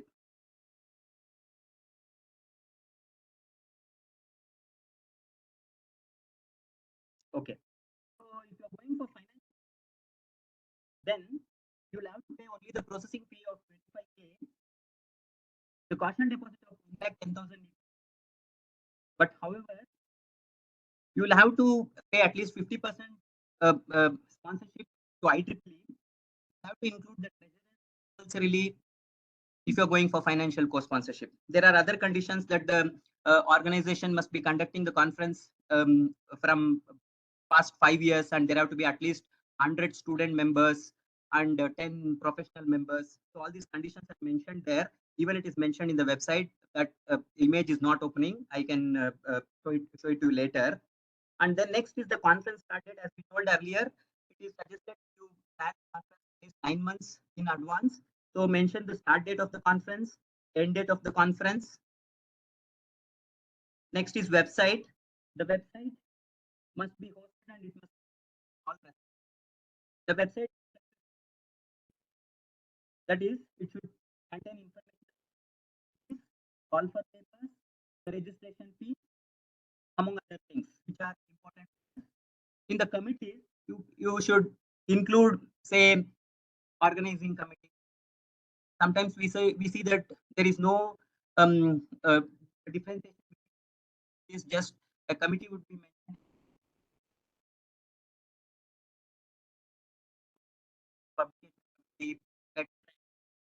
And you include some members outside India in any of these committees. And also it is suggested that be included in any one of the organizing committee, and mention the name and mention is the branch counselor at your who is the branch counselor of your. And then in Kiran, yes, actually a lot of voice is going away. Means sentences are disappearing in between. It fades away. We can sense that you are speaking something, but it's just not audible. 1 second. Can I give me 2 seconds, 2 minutes time? I will check using my headphone. I'm not using the headphone. Okay. Maybe can you try doing that? Yeah. Or else we can do one thing, Kiran. We can Yes. have a quick break for about 5 minutes in between so that you and I can fix up the voice issue. We can tell participants they can join after 5 minutes. We'll take a break, give them a break for 5 minutes. Is that okay? 1 second. Now is it audible? It's very nice actually. Keep talking. Okay. Keep talking. I connected to my headphones. So through my headphones, this is fine. Nice. This is nice. Yeah, please continue. Okay. Maybe earlier there was some issue in this thing. Okay. So we were talking about the website. So I was telling that the website must be hosted and it must be complete in all respects, and it must have various committees included, like publication committee, organizing committee, finance committee, all such things. And it should include some members from outside India, and also the branch counselor must be included in any one of the organizing committees. In the call for paper section, the date of submission, last date of the submission, acceptance notification, camera ready submission, and conference dates must be mentioned very clearly. And as we already told, there must be a gap of at least there must be a gap of at least 4 weeks between the last date of paper submission and acceptance notification. So make sure that the last date of paper submission and acceptance notification have at least 4 weeks gap. And in the registration fee section, you make two categories, one for IEEE members and one for non-IEEE members. And we suggest that the fees shall not be too high. And you have separate fees for authors and students, because to encourage more number of students to participate in the conferences, we always suggest that you have separate and reduced fees for students. And we require at least a 20% of discount to be given to IEEE members, both for the students and regular authors, compared to non-IEEE members. And nowhere in the website there should be mention about IEEE or use of the logos, any mention about IEEE, the conference record numbers, the previous record numbers, or any such thing should not be included in the website until approval is given from the section. And even after approval, as was told earlier, you can't tell that the papers will be published in IEEE Explore. You can include a sentence like all accepted and presented papers will be submitted for the possible inclusion in IEEE Explore digital library and forwarded for possible indexing in Scopus. Anyways, all these things will be communicated to you, but be careful while using these sentences in the website or anywhere in the brochures or anywhere that you are using. The next thing is the venue of the conference, where you are conducting the conference, maybe your organization, give the name of the venue, and what does the conference include. It is a checkbox. You can select multiple of this: oral paper presentation, poster paper presentation, workshops, tutorials, what all you are including in your conference. So those things you can check over here, and then you can tell whether your conference is a recurring conference or not. Yes or no question. Expected paper submissions, how many papers you are expecting, and selection criteria of the papers. So what policies you are following to accept the paper. So you can write a brief description about what policies you are following to accept or reject papers over here. Review process. You can either review full paper, abstract, or extended abstract, which can be single blind or double blind. As we already saw, single blind is where the authors will see information about the reviewers will see information about the authors. In double blind, the reviewers will not even know about the authors. So whether you are doing single blind or double blind, we expect one from the first three and one from the next two to be selected over here. You may be reviewing full paper double blind, full paper single blind. Okay, so that way we expect one of the checkboxes from the first three and one from the next two. Acceptance target in percentage out of the total number of papers that you are expecting. What percentage of papers are you going to accept? Number of reviewers for each paper. We require you to have at least 3 reviewers, 3 blind reviews. It is suggested that a minimum of 3 reviewers be there, because if among 2 of the reviewers, one of them accepts and the other one rejects, so the third one will help us to either accept the paper or reject the paper. So we expect that you have at least 3 number of reviewers. And whether PhD students will be involved in the review process, that is a yes or no question. It is up to you whether you want to use the PhD students in the review process or not. Conflict management plan. So when there is some conflict of interest, then what is the policy that you are going to follow to handle that? Will papers having similarity less than 30% be accepted? Yes or no, whether you are accepting papers with less than 30% of similarity or not. Number of active student members and faculty members in your student branch. So this you can mention the number here, and we also expect you to send an attachment downloaded from OU Analytics, which consists of all the student members and the faculty members along with their IEEE numbers. So that is one attachment we expect in all the applications. If yes, whether host institution IEEE student branch has agreed to technically or financially co-sponsor. So whether your student branch is providing technical co-sponsorship or financial co-sponsorship. So once again, yes or no, and if it is yes, technical or financial co-sponsorship, these checkboxes you can select. Attachments in support of proposal. So what are the attachments that you can attach here? The workshop that you have attended, because we expect that at least one of the members of the organizing committee attend the workshop and attach that workshop certificate here. And if not the workshop, sometimes some of the members might have attended some IEEE online courses. Any of those certificates that you have, you attach them. And we require members from the exicom to be included in the in the organizing committee, at least 2 members from the exicom. So consent letter from the exicom members that you have. If you have not got the consent, then the communication that you have sent to the exicom members requesting them to be on the any of the committees, and letter of support from the institution that the institution is ready to provide the financial co-sponsorship or the technical co-sponsorship, whatever you are looking for from your organization. Then the various committees, organizing committee, general chairs. So like I told earlier, in any of these committees include at least 2 Bangalore exicom section members.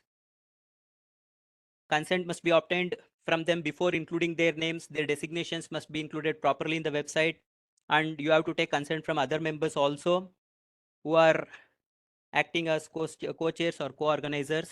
So general chair, technical program chair, publication chair, finance chair, If it is a financial co-sponsorship, then you'll have to include one treasurer from the section. So those names must be mentioned over here. How many of the organizing committee members have completed conference organizing workshops or online courses? The number of members who have attended the online courses or co-workshop, you have to attach those certificates for us to know. Do you have any IEEE Bangalore section Execom member in your technical program co-chair or publication co-chair? The names of the members, Execom members who are included in your committees, their names and along with their designations in the Execom should be mentioned over here. Other technical sponsors apart from IEEE, if you have any other technical, any other sponsors like AICT or any industries that you have, so the mention about those things can be made here about other technical co-sponsors, sponsors. Financial co-sponsorship. So here you have to mention what is the percentage of financial co-sponsorship that is provided by the organization and you are expecting from IEEE. So if it is a financial co-sponsorship, we expect at least 50% in the ratio of 50-50 to the host organization and IEEE. Otherwise, it is 100%. If it is a technical co-sponsorship, then it is 100% from the host institution that you have to mention very clearly over here. 100% by the host institution, name of your institution. Sometimes there will be some miscommunication while mentioning this financial co-sponsorship over here. So generally, most of the applications will be for technical co-sponsorship. So mention your organization's name and 100%, which indicates that 100% financial co-sponsorship will be taken by the institute. So these are some more checkboxes which we included recently. We have ensured that a discount for the registration fee is at least 20% for IEEE members in all categories. Okay, whichever categories you have, in all the categories there must be 20%. It's not that only for the authors you are giving 20% discount and for students or research scholars you are not giving 20%. So in all categories, 20% discount must be given for IEEE members compared to non-IEEE members.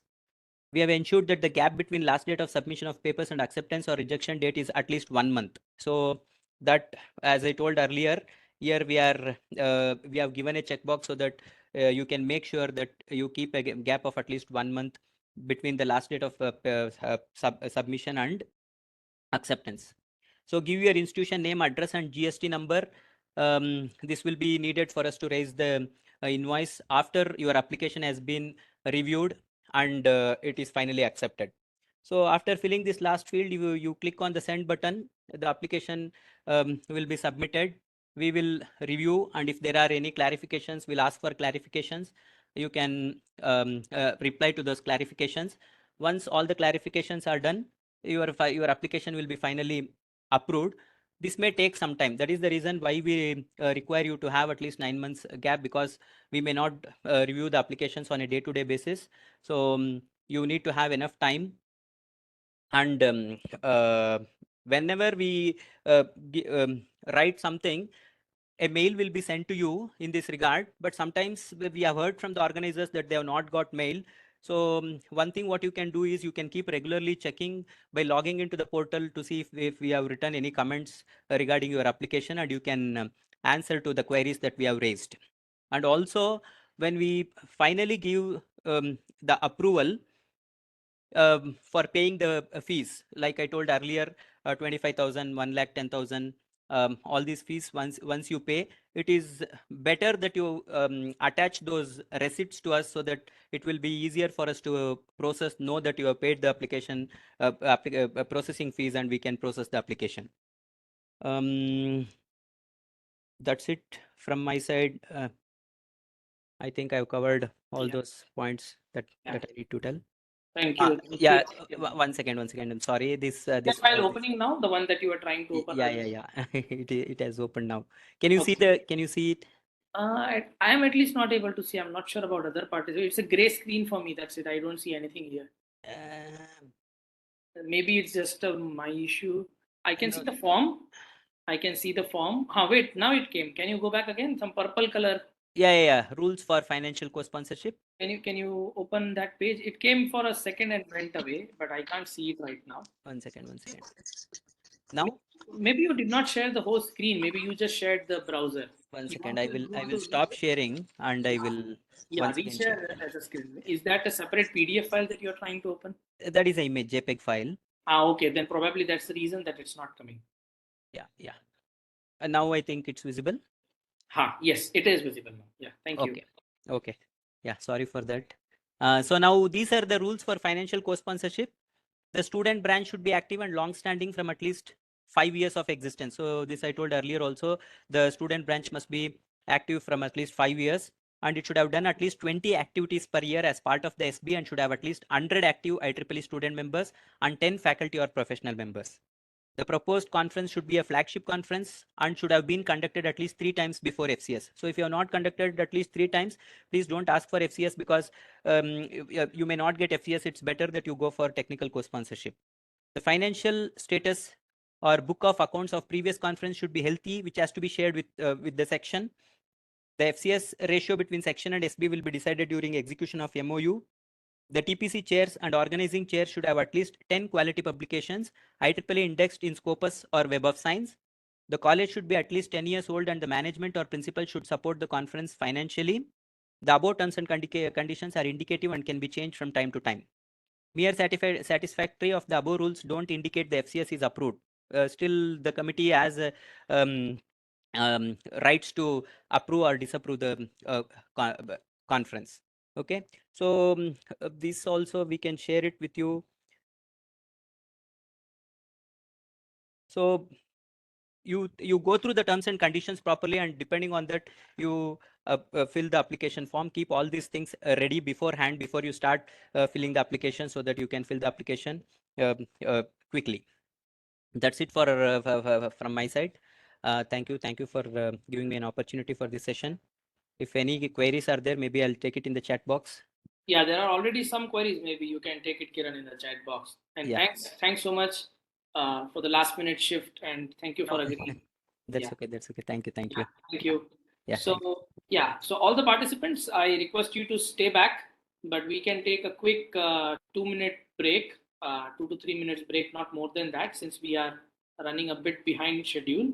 So we will start the session in 2 to 3 minutes. Meanwhile, you can put your questions in the chat, and I have replied to a lot of questions already in the chat. So please go through that. Please also stand up, walk around a bit and come back. Don't leave this session. WebEx is tracking your presence. So don't leave and don't try to rejoin the session. Just be there. And maybe Kiran will be replying to the questions that have been recently put by one of the participants. So you can also take a look at those answers that Kiran will give. So we'll start the session again exactly in about 2 minutes from now. Thank you.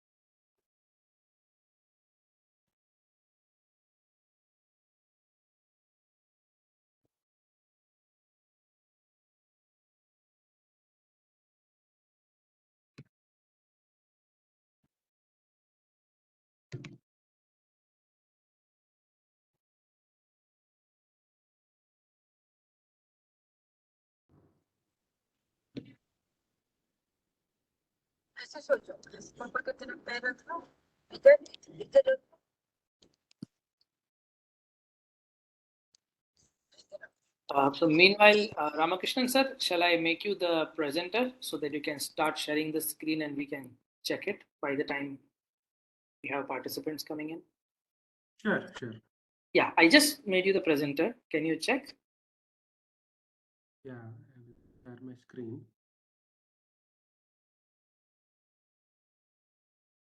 Yes, Okay, it's visible. Yeah. Yeah, we'll start in a minute then, sir. Sure. So I have 20 minutes, right? Yes, that's right. Okay. Yeah.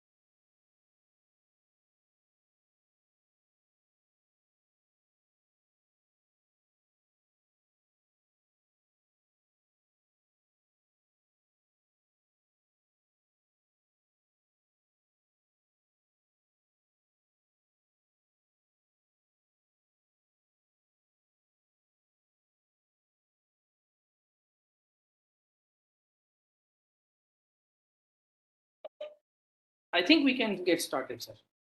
Sure. All right. Good evening, everyone. So, welcome back to the session. So, I'll be focusing on paper reviews, paper selection, and the overall technical program plan. Right? So, I think so far you would have covered the steps of getting your conference permissions, and then putting out your call for papers, right? And then you would have had your deadlines, and now all the papers have come in, and now you will have to start the rest of the process. So that's where we start off on this presentation through. So when you release your call for papers, it's better you solicit the reviewers that you would need, right? So that you don't, I mean, well ahead in time before the final deadline for the paper submission ends through, right? So that you don't lose time again in trying to solicit reviewers after the deadline through. Because typically post the final submission then will have a lot of extensions, and once the extension is frozen and then the deadline is over, you need to get started off right away in the reviewers through, right? So upfront, if you assign all the reviewers, it would be of immense help. So once the call for submissions is off, please do start soliciting reviewers who can be eminent subject matter experts, people in your society or your chapter. It can also be experts from other societies. So there's no restrictions on all of that through. So I presume most of you would be using the Microsoft CMT tool. So actually, not just this review part, but throughout this presentation, I'll be showing some screenshots of CMT tool on showing how those steps can be done through, right? So that you're able to correlate to what actually happens in the tool. I mean, if you're using other tools like EasyChat or EDS, I mean, the process would be similar, but probably the menu and some of those actions would be slightly different though.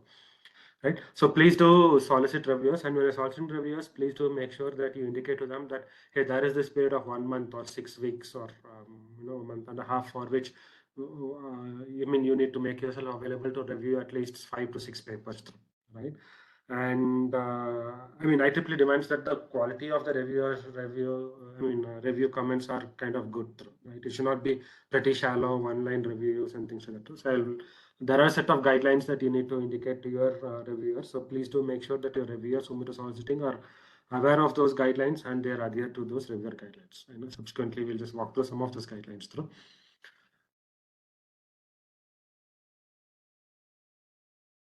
Okay, so here's some screenshot on how you add reviewers in the CMT tool. So you would have to first ask those reviewers to register in CMT. That is, just create an account in CMT. It is free, using a specific email ID, and they need to indicate to you the same email ID in which they registered in CMT through. So then in your TPC chair console or a conference track chair console, you would be able to go to the menu pertaining to users, and then clicking on add new user. Basically, you're trying to add a new user into your conference management system. And then you need to indicate the same registered email ID that the reviewer has indicated, right? So once you create that and search, it will actually pop up with the reviewer name and his affiliation and all of that through. Then you can actually add on a role, right? So there'll be multiple roles. I mean, depending on your permission level as CMT, you can add as a track chair, or you can add as a reviewer or a meta reviewer, and so on through. Again, these kind of levels may vary from tool to tool, but in CMT, you have this concept of meta reviewers who kind of manage a set of reviewers and things like that. But typically, those meta reviewers kind of multi-level reviewers, they are used when you have a really huge number of publications. So, but for most of the conferences, a typical track chair and a reviewer, just one level of reviewer would be sufficient. Sorry. So once you are done, sorry, there's a question. Okay. So once you are done, then goes the next step of assigning reviewers in the track console to each of the submissions through. So one step is there before that. One is as part of your call for papers, you would have put in certain guidelines for the papers, right? For example, you would say the paper submission, the paper length should not be more than 6 pages. There should be no plagiarism. All those kind of things you would have put through. In case you're using double-blind review, you also have guidelines specific to author names not being displayed and so on. Too. So before you start assigning reviewers, it is better you complete those initial screening of those papers. For example, you would find people submitting their master's thesis report too. We have instance of that just as a paper, right? The entire thesis report gets submitted, or you would find someone exceeding. When you say 6 pages, it'll be like 20-page paper, right? Or you will find 4 pages in which 2 pages are just references through. Right? So all those kind of things is better you go through that and use your judgment to do the desk reject of that, so that you don't need to take them through the review process, which is a little bit more long drawn, right? So whatever are not complying to those guidelines, whatever you set off, or that is something that's very varied from your guidelines, like 6 pages page limit and it's 20 pages long, those kind of things you can actually desk reject, and you can in your desk reject mail you can indicate that, hey, these are the guidelines that were there. You have not adhered to that, so it's being rejected, which means like it does not go through the formal peer review process. The second thing you will have to do is to make sure you use the IEEE cross check. I will be covering that a little bit later. So that's a similarity score, that threshold that typically you can set for your conference and say that, for instance, plagiarism or the similarity score should not be more than 25% or 30%, whatever it is, and whichever is way off, really, you could actually do the disk reject and say that, hey, this paper is being rejected because similarity score is high. We're using IEEE cross check. By the way, the IEEE cross check is the standard similarity score check tool that is being used. So I'll have a slide later on that. Right? So now you have a set of papers. Let's say there are X number of submissions that came in. You would be disk rejecting some based on formatting guideline, formatting restrictions not being met and things like that. So then you may be disk rejecting some based on plagiarism score. Then you have a remaining set of papers Y as a number Y, which is less than X. So you would then start the reviewer assignment process only for those set of papers, right? So when you go to your chair console, you would be able to see the papers, and there would be action called edit assignments, which is basically a reviewer assignments. So who are reviewers that you have allocated in the previous step, and you can now allot to them, right? So you could now start assigning all those papers. So I presume that you would be contacting the reviewers ahead in time to say that, hey, there is the set of papers that's going to be assigned to you. We'll also see how to send the notifications through the tool through, right? So in CMT, for instance, you would have the means to send the reviewer paper assignment notifications to other reviewers through. One problem that often is faced is any mails from CMT, sometimes it will go to the junk mail or the spam mail folder. So in addition to using the steps, using this kind of tool notification feature, please also send a direct email or contact your reviewers through whatever means it's comfortable, right? For example, you can send a WhatsApp message that, hey, I've assigned the papers to review. Please log into CMT to check those review assignments through. Right. So please do get a confirmation from each of the reviewers that they can log into CMT and actually download the papers that have been assigned to them for review. Sometimes there may be problems in their downloading, or it may not work and things like that. So ensure that after the papers are assigned in CMT, you send the notification through the CMT tool. You directly contact them through whatever means, phone, WhatsApp, direct email or something. Ensure that they're able to log into the tool and able to see all the papers assigned to them and able to download it through. So typically, IEEE requires that a minimum of 3 reviews are to be done for each of the papers. Sorry, there was a question. Okay, at least 3 reviews will be completed. So basically, you can kind of assign 5 reviewers to each paper, right? So that even if 1 or 2 are off, right, are not able to submit the reviews in time, you can still go ahead with the 3 reviews. So this can be the sample notification content that you can use through CMT. Which just says a thank you for actually to be part of the review committee. These are the papers assigned. Please complete those reviews and indicate your comments to CMT by such and such day. So please do give them a deadline through and make sure that deadline has adequate buffer, right? Which means that, for example, if a paper notification date is 20th June, don't give 19th June as a deadline, right? You need to give a couple of weeks earlier, because some papers which have not met the required number of reviews completed, you may have to assign them to other reviewers and so on through, right? So plan for typically one more cycle of an equivalent period. That's the ideal one, but then maybe if you have 1 or 2 weeks extra prior to the paper notification deadline, it would actually help, be of immense help through. So reviewer for configuration. So this is the step you will have to do, as part of your initial conference configuration in the CMT, is where you'll have to indicate what are the fields that are to be filled by the reviewer, right? So physically in CMT, you can actually have the granularity to indicate which field is visible to whom, right? So you can there is this reviewer form configuration where you can actually create those review questions and then indicate whether it's visible to reviewers only, or visible to authors, or visible to meta reviewers or senior meta reviewers, and so on, right? And what's that kind? So you can actually configure the form. I'll show you a standard form. This is a typical standard review form. You indicate a review comments field, which is about free text field. Indicate that this is visible to authors after notification and visible to meta reviewers through, right? Which means that when you do your author notification, only this field is visible, right? Review comments through. When there is overall evaluation, typically you can go from strong accept all the way to strong reject through the confidence of the reviewers and confidential remarks. So this you can give a field which would be visible only to the track chair or the conference chair through, right? Or visible to others. You can set the the visibility accordingly. So this is visible to all the reviewers, and this is visible to the track chair only through, right?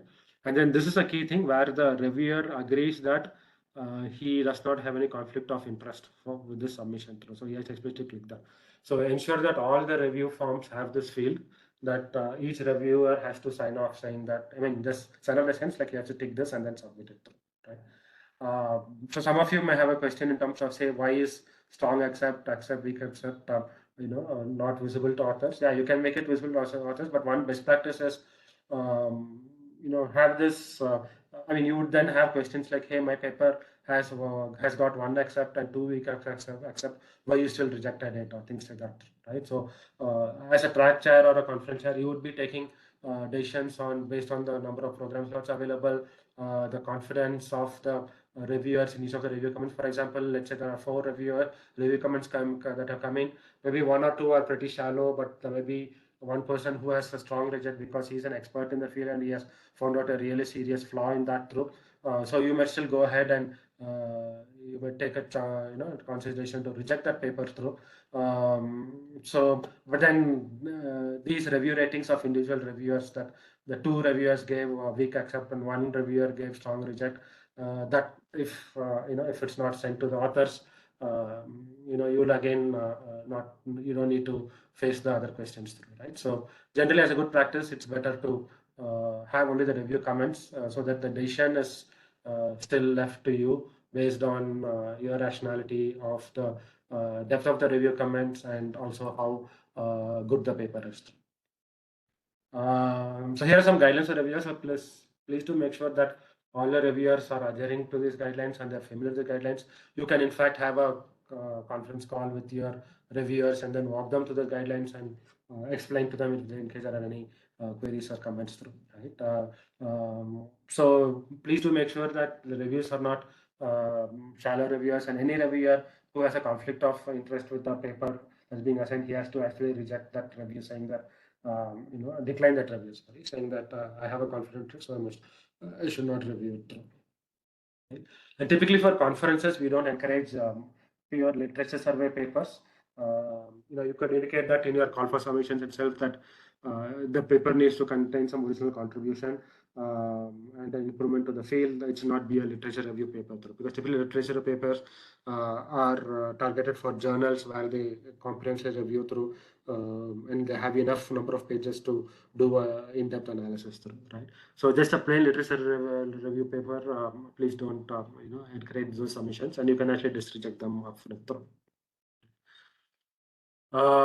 So there are some guidelines here. So one good thing is, please do ensure that your reviewers are aware of these guidelines, that a good quality review is expected from them, right? It should not be shallow. They should actually read those paper, provide comments in a constructive way, do not using abusive language. I do not importantly write any recommendation saying that, for example, review comment says this paper should be accepted because it has done a very good job in bringing out this issue and it has addressed this well.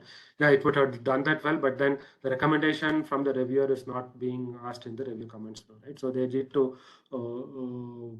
not indicate accepted or rejected as part of the review comments, but because as a track chair or as a conference chair, you would be taking the final decision that the review comment, the paper is good or not, because you would have to look across all the reviews that have been completed for the paper, right? So final disposition again is to be done by the track chairs, looking into those review comments, ensuring that the review comments. You could actually read through those review comments to ensure that if they're not using strong language, abusive language, they are providing criticism should be constructive in nature, should not kind of demean the authors who have submitted the paper and all of those stuff, right? So please ensure that those are adhered to and good English is used in a positive way. Yeah, plagiarism check for submission. So this is what I indicated earlier. So IEEE cross-check as a conference chair, TPC chair, you would be getting an account to that. This is all after the approval of the conference and all. So you have to create. You would actually get the login, and you would be able to view the submissions. You would view your conference. When you log into IEEE cross-check, and under that conference heading, you can actually submit your papers through. So typically, if you're using CMT, the conference paper submission names will all be different, right? Because authors would have used different names and things like that. So it is better you kind of rename those files with the indicating the paper ID. For example, if your conference is XYZ, it's XYZ -123.pdf, right? 123 is the paper ID, right? So like that, you could actually use it, and then you can actually submit. It's like a job that you submit. You submit a list in a zip file. There are instructions there on how you submit it. So once you submit it, it may take some time, maybe a few hours or overnight. And then you would actually get for each of the submissions what is the similarity score to, right? And wherever the tool itself highlights would be highlighting red. The score in red if it is actually more than the threshold, right? But you could actually go through that. And this is typically done at two points. One is before the start of the review process, so that you can just reject it. Later, once you get the camera ID submissions, please do again use cross-check so that the final submissions also do not have the threshold score exceeding through. So at these 2 points, make sure that the IEEE cross-check is used.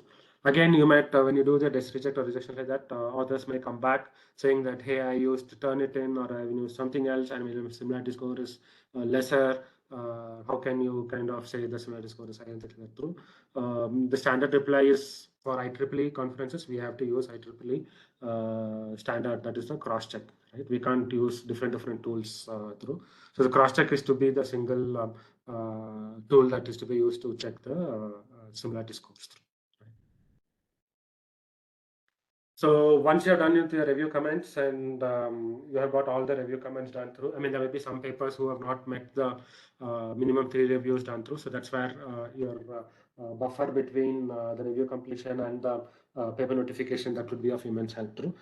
So get all the reviews done. So the moment you have at least 3 reviews for the paper, that means it's good enough for you to do a paper disposition, right? So here you can actually set the status of those papers that meet the criteria to accept or reject through.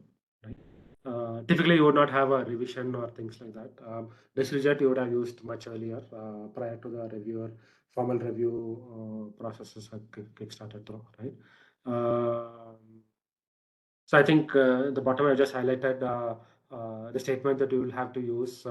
All accepted papers will be sent for possible inclusion IEEE Explore, or will be submitted for possible inclusion to IEEE Explore, because just because you accept a paper here, that doesn't guarantee that IEEE in Explore they actually accept it through, right? You could of course have them present the paper, and if you're releasing USB of those PDFs of those papers, all of that can be done, but then final decision for accepting the paper would be of or including the paper in the conference proceedings is done by IEEE Explore through. So once you're done with that, and once you're close to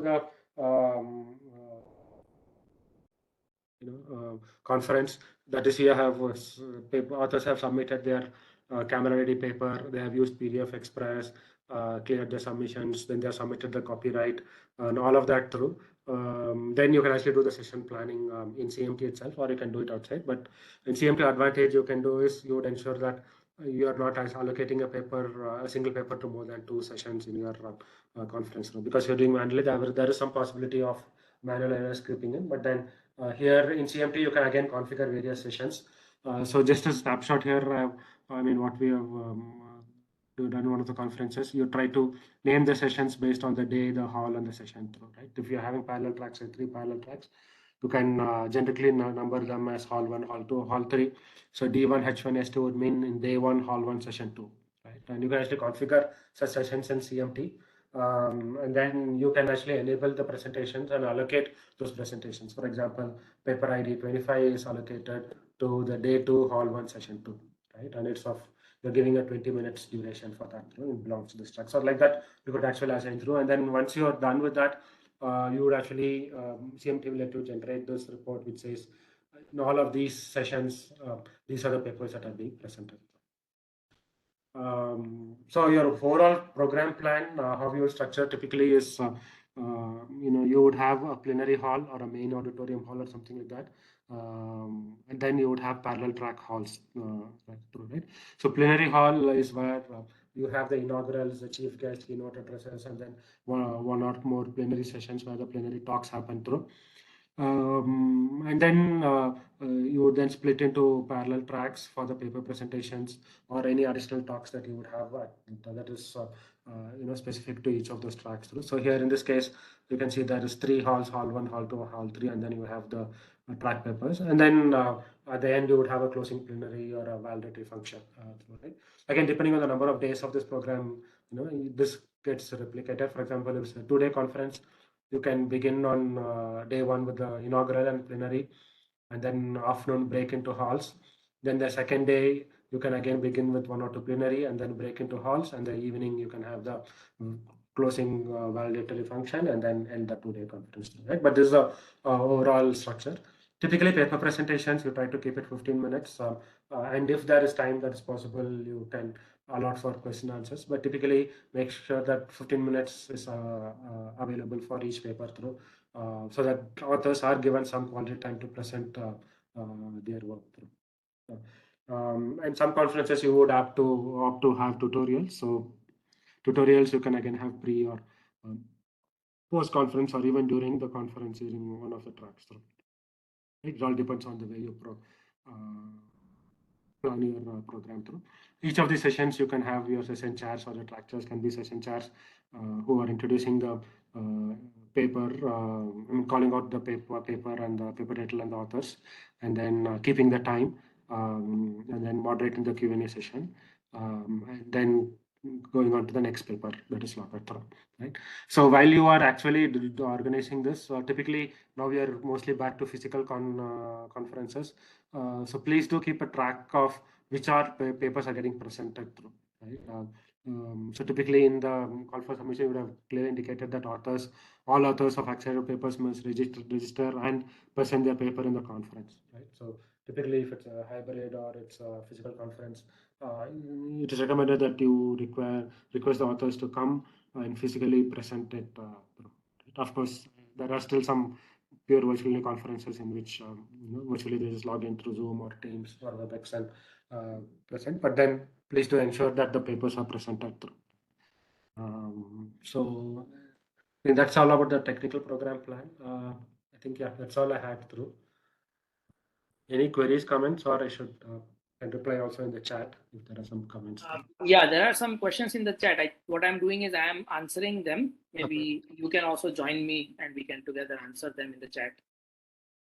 Sure. Any questions for orally or? Sorry?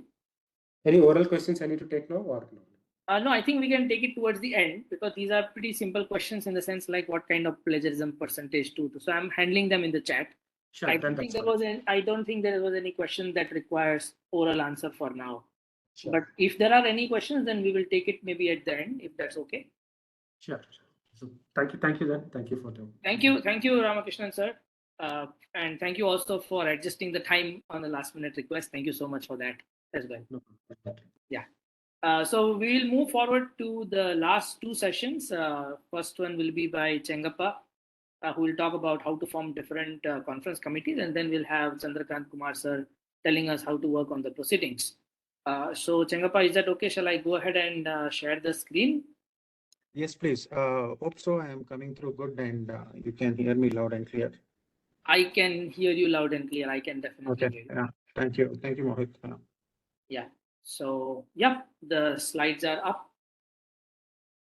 Yeah, thank you, Mohit, for sharing the slides. And I'm sure that since this session has been started somewhere around 2 p.m., right? And you would have been seeing different responsibilities or rather tasks that are chalked out while we are preparing a conference. We need to apply for conference applications. There needs to be someone who looks into defining the theme of the conference, the structure of the conference, the dates, and some of the faculties might be wondering how is it possible? Like, what would be the rational way of forming or constituting the conference committees? So this session, I would keep it very brief. So it would be specifically defining the roles and responsibility of a conference committee. And whenever the student branches wants to organize a quote unquote IEEE conference, or even otherwise, like if you are doing other conferences, right? So we do have some committees which we probably suggest or recommend at this point in time, so that like you can have the conference run smoothly, like without any glitches. So with this, like probably I would be running through some of the committees that the student branches or typically the faculties who want to do IEEE conference can look into. With this, I ask Mohit to move on to the next slide. Yeah, so let us start with defining a steering committee, right? So usually, so please stay with me for next 5 to 10 minutes. So this probably is not a very busy slide, but I request you to focus here because there are certain focus roles and responsibilities for each committee, which have an implications to the deliberations that we have just heard from 2 p.m. Right? So who should be applying to the conference applications? Who would be the point of conference for deciding the financial breakup and things like that, right? So we'll start with steering committee. Typically, this is formed of the people who have been associated with IEEE for quite a long time, right? Or even like we can have combinations here of IEEE fellows, chairman of IEEE sections and subsections. So if we are like typically looking into a quote unquote student branch perspective, right? So we can also have IEEE members from the management who can define or probably provide the inputs to the general chairs towards defining the scope and the purpose of the conference. To quote an example here, so we have our section conference, Bangalore Section Conference Connect, which is running in the 9th edition scheduled for July 14th, 15th, and 16th, right? So the steering committee constitute of the people who are past chairs and also some of them who are IEEE fellows. And there are also members in the steering committees who have like been conceived the whole idea of the connect and been like who have been responsible for putting the first edition of the connect. So probably if you go to the website and look at the steering committee, so you would get a holistic idea of who should be like typically forming this steering committee. So moving ahead next. Uh, yeah, so we would form an advisory committee, right? So typically, this is formed of the people who can bring unique knowledge and skills of organizing an IEEE conferences, right? And this committee provides strategic advices to the general chair. So again here, so this is again good to have, but it is not quote unquote a mandatory to have a sort of thing. But if you feel that like if it is difficult or like if you feel that you would not have that resources reaching out like whom you should be reaching out for an advisory committee, so probably you can define the steering committee and probably they can anyway they would be giving the inputs to the general chair who would be defining the conference, and also the strategic advice also can be coming from them. So again, so these two committees at the top are good to have, and then like let us look into the next committee or other responsibilities for organizing our conference. Yes, so right. So here we have like it should be like defined. The conference should be having the general chair, right? So general chair is the one who would overlook the activities of the conference by seeking the timely updates from the rest of the committees, which would be we would be seeing in a while, right? And again, the major responsibility of the general chair is to identify the suitable dates, the venue of the conference, and ensure that the venue has sufficient infrastructure required to host the conference. Again, I would be quoting the instance of IEEE Connect, which is a flagship conference of Bangalore section, right? So every year we have that, and this is the 9th year that we are successfully running the Connect conference, right?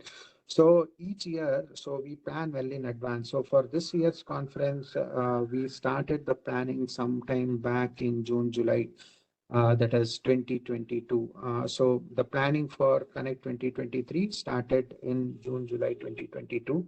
So typically, the general chair was defined, and we rolled out the expression of interest for hosting the conference. We identified the suitable dates because if we see the past editions, right? So we are like having this connect during the July time frame. So we wanted to go with that tradition, what IEEE Connect is following over the years. So aligning to that, we decided a suitable date in the month of July. And also, we rolled out the expression of interest to colleges, right, to requesting for them to host. So this would be the responsibility of the general chairs. Would also be working with the other committees as we see it further. So Mohit, can we go to the next? Yeah. So definitely, like we need to have a program chair who would be like typically we can say a cornerstone or probably who would be orchestrating the technical aspects of the conference that we want to pursue. Typically, for a program chair, right, we can envision the tasks like deciding the number of tracks in a conference and the topics in each track, deciding the type of papers that needs to be considered for the conference that we are planning, whether it would be a regular paper, whether it would be a short paper or whether it would be a poster presentation, and on those lines, right? And also, the program chair would be responsible for defining um, uh, uh, or rather like should be responsible to see if the paper submission deadline has to be extended, and if so extended, like how many days like it needs to be extended. And also we saw many queries on the plagiarism that needs to be defined, right? So it is the purview of the program chair who would be like defining the accepted level of plagiarism for that respective conference. And again, the decision to reject a paper, right? So Dr. Ramki in his previous session, right? So he was sharing some insights on filtering the papers, like going through the plagiarism checks. So again, he did share that like we would be doing 2 rounds of plagiarism checks, right? So one before even like we give it to the open up the papers for the reviewers, right? So as and when we have closed the paper submission deadline, right? So usually as a practice in IEEE Connect, at least like we would do a round of plagiarism check. And then like that would help us in benchmarking that whether the papers that have been submitted are in the accepted level of plagiarism, right? And also that would be a first point of check where we would be seeing that whether the paper is in IEEE format, whether the papers are written in the well-defined paper length, or it is exceeding more than 6 pages. So certain criteria would be defined which would enable them to be desk reject, and these would typically come under the purview of the program chair. Uh, and also, he should also be thinking on the lines of basically accepting or rather deciding the final acceptance paper ratio, evaluating the papers to be the best papers for that conference. Total number of the keynotes that needs to be present, that needs to be invited for the conference, total number of invited tutorials, total number of session chairs depending on the tracks that he had defined earlier. So basically, all in all, so he would be responsible to finalize the technical program schedule of the conference. And also he would be working with the committee who and also prepare the message for the conference proceedings as well. So till now, like whatever we have seen is more or less pre-conference. There are also responsibilities for the program chair of the post-conference as well, right? So when we think of some of the responsibilities post-conference, it could include collecting the statistics of the presented papers, like if there are any no-shows, like if we have like sent an invitation to some of the accepted papers, and if they have not presented. So these kind of statistics also needs to be driven by a program chair. So he would be responsible for reviewing the technical questionnaire that needs to be submitted to IEEE. He would be overlooking the preparations of the conference proceedings, and also it also would be the responsibility of the program chair to submit the conference proceedings. So moving ahead next, we would define TPC, a technical program committee. And also we would be having publication chair here who would be working, or rather like we can also have people who would be collaborating as publication chairs here, right? So when we think of this committee and the responsible of a TPC and publication chair, right? So that would be typically would be to form the technical program committee by inviting the high quality reviewers. So there was a question on the chat, like if there is any reviewer database. Unfortunately, no. Again, so that so we always seek for high quality reviewers, right? So how that is done? So the straight answer is no. So basically, we don't bank upon any reviewer database. That again depends on what the theme of the conference we are catering to, and we would be extending the reviewers to the subject matter experts in that particular theme, that particular domain.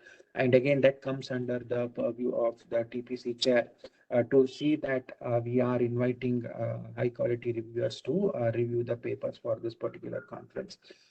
So we also send the invitation to sufficient reviewers. Um, uh, it can be like India and abroad as well, right? So in the previous session, Dr. Ramchi just shared how we can send the invites to a reviewer. So before even sending the papers, we need to have a consent from them saying that if you would be able to contribute your time as a reviewer for our conference, and there needs to be a invitation that would be going out from a CMT or a conference management tool, which we are having for the particular conference, right?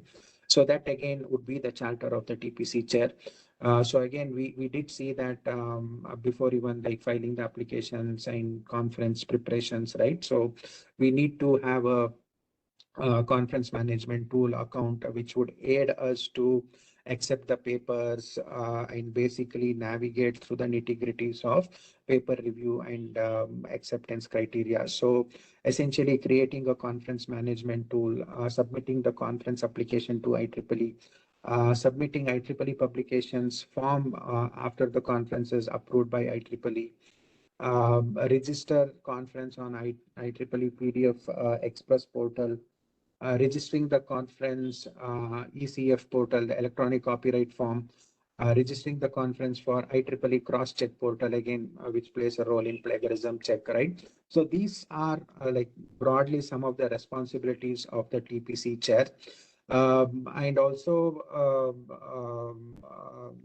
it goes on, right? So basically he would be orchestrating the end-to-end thing. So we can envision that like once the conference management portal is created, everything and anything with respect to conference management portal would come under the purview of the TPC chair, right? So these are some of the things that would come under them. And also there are responsibilities after the conference as well, right? So there are like two responsibilities, pre-conference and post-conference. So when we talk about post-conference for TPC and publication chair, some of the tasks would be to submit technical program questionnaire to IEEE, prepare the front page of the proceedings, right? The title page of the proceedings, copyright notice page for the proceedings, prepare the table of contents for proceedings, prepare the list of reviewers that who have really reviewed the papers for this conference, the list which needs to go to the proceedings, collect the list of attendees from the registration chair, prepare the conference committee page for the proceedings, and typically compile the proceedings material and send it to the program chair for review, update the participants about the publication status in the Explore. So collectively, these would be the responsibilities for TPC and publication chair, pre and post conference. So next, moving ahead next, so we would be definitely defining organizing chair, who would be coordinating both the technical and the non-technical aspect of the conference, right? So when we talked about the program chair or even like TPC and the publication chair, it was much aligned towards the technical aspects of the conference. So when we talk about like the charter of the organizing chair, right? So it would look into basically like coordinating the non-technical aspects of the committee conference. Like typically it can be setting up a separate email address for the conference and monitor it regularly. So when Mohit was explaining the conference application, right? So he said that like we need to have a specific email ID for the conference, and we need to be vigilant about the emails coming from the IEEE, and we need to respond them in a timely manner, right? So there should not be a slippage of timelines.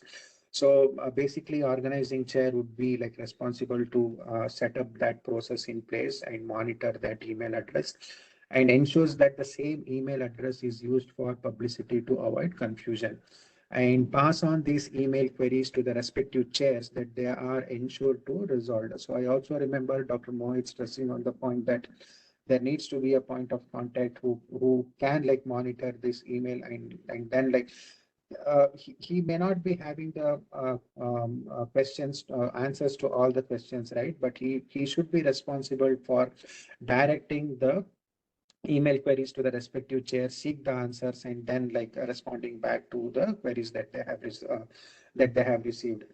Uh, and also some of the responsibilities would also include proofread the contents of the website. And again, IEEE is very strict about the usage of the wordings. At least saw that Dr. Mohit and Dr. Kiran both stressed on what should be the wordings that needs to go onto the website on the lines of publications in IEEE Explore.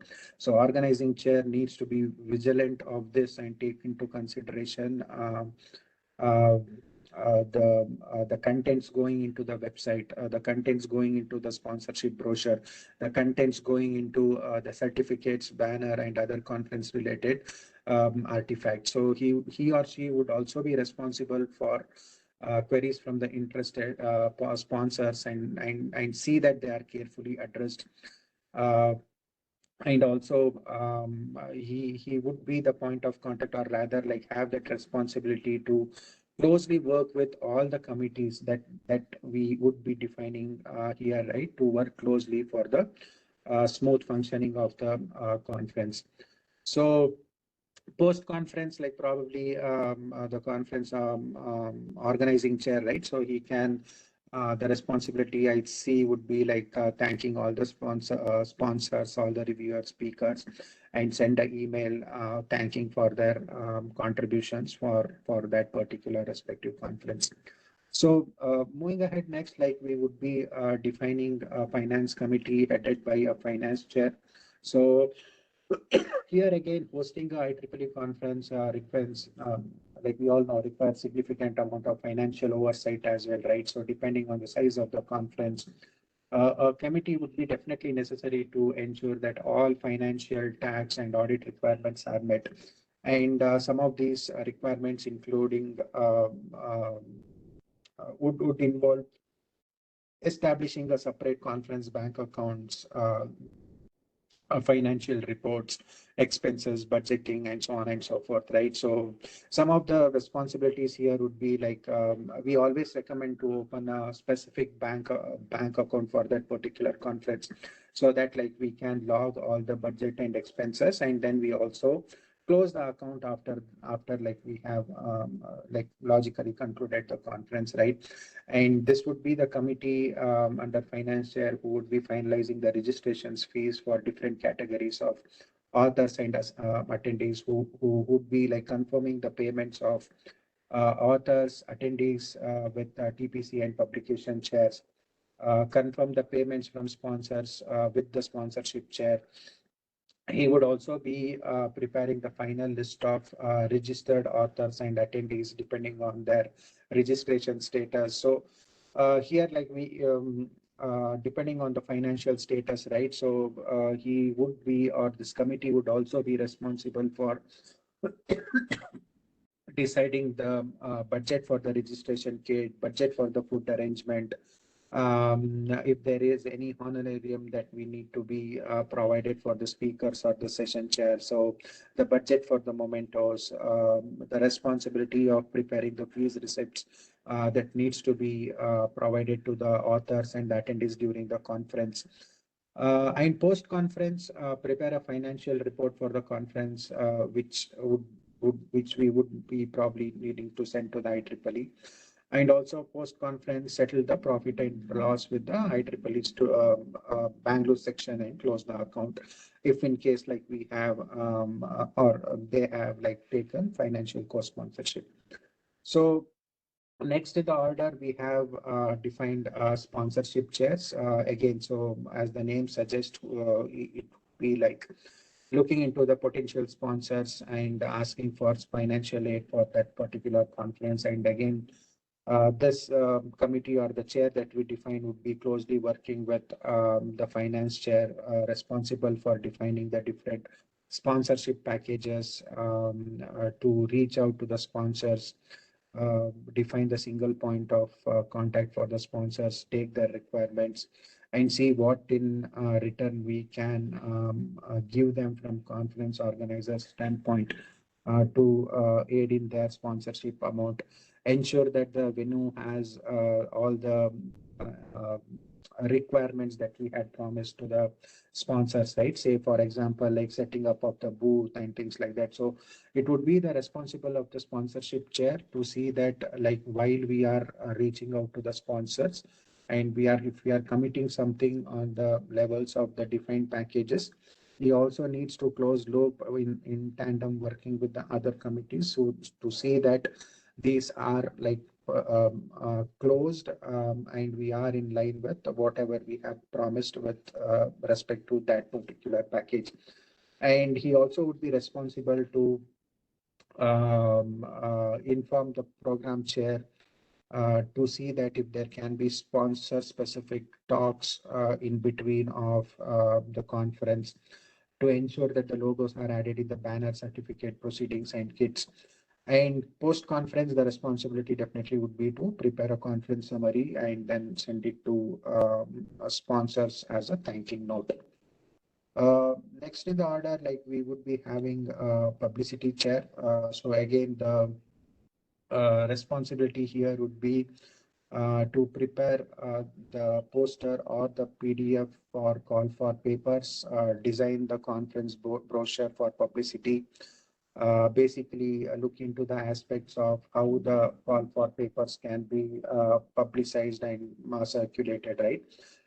Again, so he needs to work in tandem with organizing chair to get the brochure reviewed, prepare the email content for publicity for brochure, collect a large email IDs for circulating the brochures for publicizing the conference, update the website frequently. So basically adding the keynote details, accommodation details. So look into the um, publicity of the conference on different non-IEEE websites as well, right? So there are different websites which also promote different events. So basically, his charter would be how he can provide visibility to this particular conference that being organized to get more amount of papers and registrations. So moving ahead, we defined registration committee and a registration chair who would be responsible for collecting the list of registered authors and attendees from organizing chair, consult finance and sponsorship chair for the budget for registration kit, finalize the items to be provided in the registration kit, prepare the soft copy of the certificates and get it reviewed by the organizing chair, purchase the items for registration kit and submit the bills to the finance chair, set up a registration desk during the conference days, typically also prepare a form to collect the conference feedback from the participants, right? And collect the IEEE membership number from the participants if they have, and if they have, to see that to distributing the registration kits on the day of the events and take the specific signatures, collect the conference feedback forms from the participants before they leave, hand over the feedback form to the program chair or the organizing chair. And then post-conference, it would be like preparing a soft copy of list of attendees, and also if there are any list of no-shows or absentees, and share the same with the TPC and the publication chair as well. So in tandem, we also define a local arrangement committee under local arrangement chair. As the name says, who would look into the nitty-gritties of carefully planning the locations, logistics, which are essential for running the conference successfully, right? So this would be like working with the local vendors, the companies, the conference, and other committees in the planning of the conference space, including the room setup, the hiring of the AV vendors, the local logistics, and like typically like help the people to navigate to the venue of the conference, to the place where they are staying. So all work related to conference inauguration to conference valedictory would be like sort of under like overlooked by this particular local arrangement committee, right? So So next, like we would be having technical program committee again. So this would be a sort of good to have committee defined here again. So I already said this would essentially comprise of the reviewers, and this committee is overlooked by the technical program committee chair and the publication chair. And the main responsible for technical program committee would be to review the papers. So this, I think, yeah. So yeah, so all in all, this would be like sort of the conference committees with the respective roles and responsibilities that we need to define whenever we are like planning international or an IEEE conference, and this is good to have here.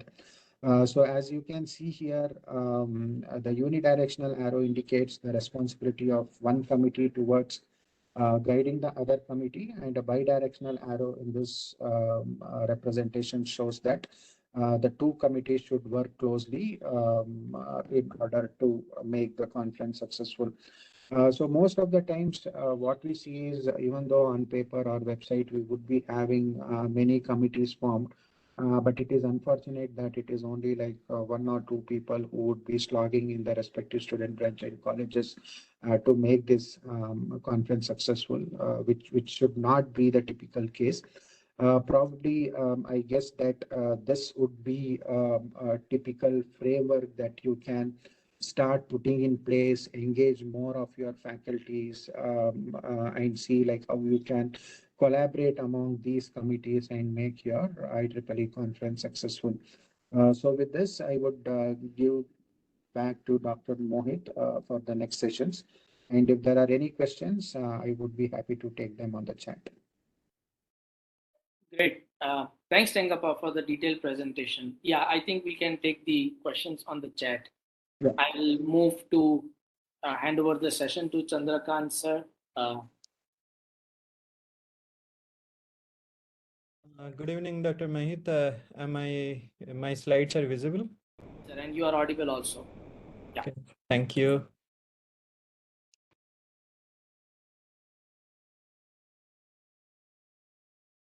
Can I go ahead? Sure, sir. Yeah, good evening all. I see a lot of familiar faces in the registration, means in the list of the participants. Nonetheless, and they have conducted many conferences also. Nonetheless, I have a responsibility to do here, so I'll take upon one of the most crucial part of the conference, that is to discuss about the role of the publication chair. So yeah. So my agenda, there are 4 aspects of it, like to understand what is the responsibility, and then collecting the copyright and preparing the conference proceedings and submitting to the conference to IEEE Conference Proceedings Center. So if we see the responsibility, the job, this may be as Dr. Chengappa was mentioning, that it can be a combined committee with the TPC, or it can be a independent person, because this is also a very elaborate job. So it can be a independent person from the TPC, but it is a very much closely associated with the TPC committee. So the job of the, and I am considering it as an independent, this one. That is publication chair is independent compared to the in considering the TPC chair. So the job of the publication chair starts when TPC chair declares the acceptance of the paper. And one should realize that this is one of the most tangible and long lasting output of a conference, or impactful output of a conference. That is the job that you have in the hand. So you should be very much careful about that, and you have to be very sensitive, because many of the authors career or their degree depends on this output. So you should be very much sensitive to that aspect also. sensitive in the sense it's not that you have to go only check some of the rules and regulations and go ahead with that, but you should have a human face into that, so such that you can work in close loop with the authors and maybe TPC chair and the final submission.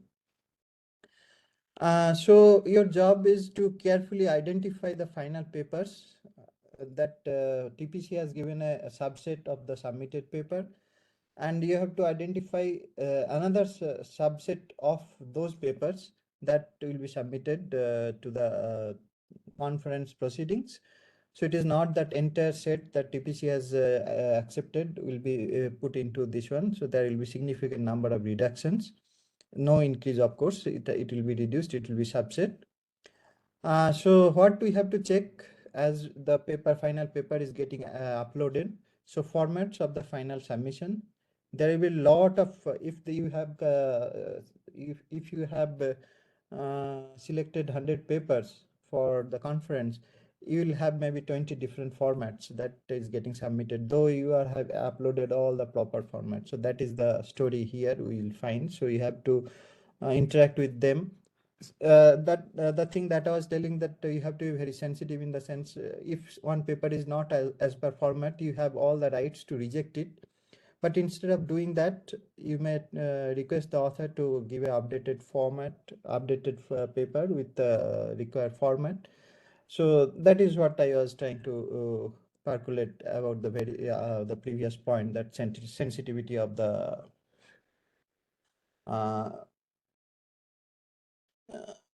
so this point actually what I was about highlighting. Then plagiarism check, that is a another sensitive issue, and I will suggest that before submitting the papers to the IEEE MCE, please recheck once more about the plagiarism score, and you should do as late as possible, because say typically from the acceptance of the paper and the moment you are submitting the conference, there will be a time gap of maybe 2 to 3 months, and in those 3 months many online database get updated. So whatever papers it must have passed a plagiarism score that you in the earlier stages may get stuck into this stage also. And there is a fine balance between this code and whether you want to reject some paper, whether you want to accept these papers, because it is a fine balance about the conference reputations and the author's financial, as well as I was telling, that somebody's degree is on the edge or somebody's job is on the edge. So here also that you should keep in mind. So you should not closely see the score like it is a 30% and I should reject. So see what are the type of matching it is showing. You should go into that, and if possible, can you get updated version of the paper? If it is through the TPC agrees, so you can still work on that aspects also.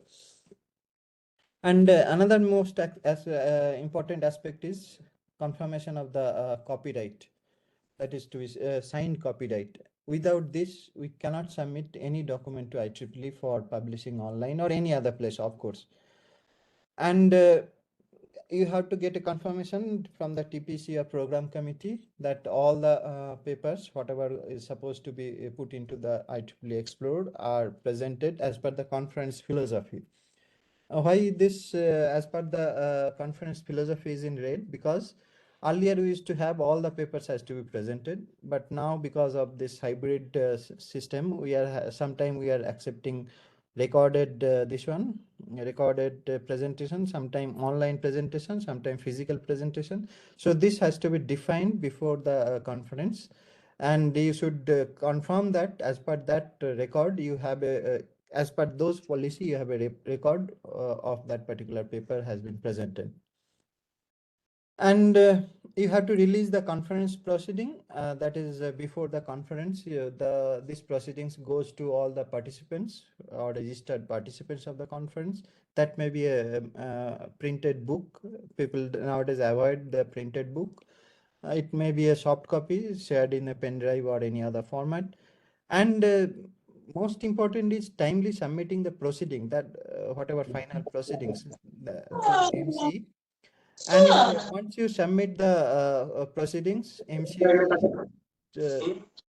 MC will check your proceedings, and sometimes they will have some queries or questions about those things. So you have to patiently answer to those things. And sometimes they will ask for some documentary evidence also, like what is the type of review it has undergone, reviewers' comments, whether those things are incorporated into that. So those things you should be ready with.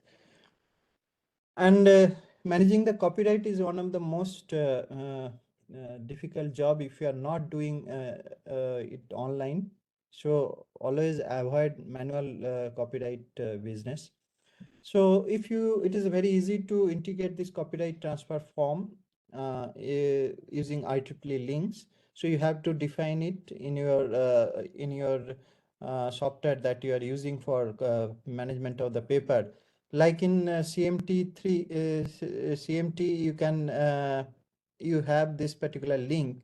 If you click on the link, it gives clearly what you have to do. There is a checkbox. There is a checkbox here. You can see this checkbox you have to tick, and you have to give only the publication title, that is name of your conference and maybe year of the conference. And this is the 5-digit conference ID that when you have applied for permission to IEEE, they must have given this 5-digit publication ID. So those two you have to give. And when you have configured this one, and this you have to work with the, I forgot to mention. So for this you have to work with the TPC chair to set this up in the paper submission portal. And when you select a paper for final submission, and author goes to that final submission link, so it will redirect the author to this particular submission, copyright submission link. And after filling the copyright form online, so they will take a download a PDF of that, and it will upload to the paper submission website along with the final paper, such that it remains there for your record. And those unique ID for those particular submission gets created, and that gets automatically logged into your paper handling software. So now we come to the next part, that is you are now ready to submit the proceedings to IEEE post the conference. So you have a clearly selected list of papers that are presented, plagiarism checked, or whatever possible registration or whatever it is done. All payments are through everything. And so there is it is a 3-step process. In one, there you can see the main link for all these 3 sub-link is here. So first part of the link is, so you have to generate the package that is supposed to be verified by a link, and then you have to finally submit that particular material through this link. This is the 3-step process. So if I go to the first stage, that is arranging the files. So if you have selected say 100 papers, so there will be 100 PDF files corresponding to those 100 papers.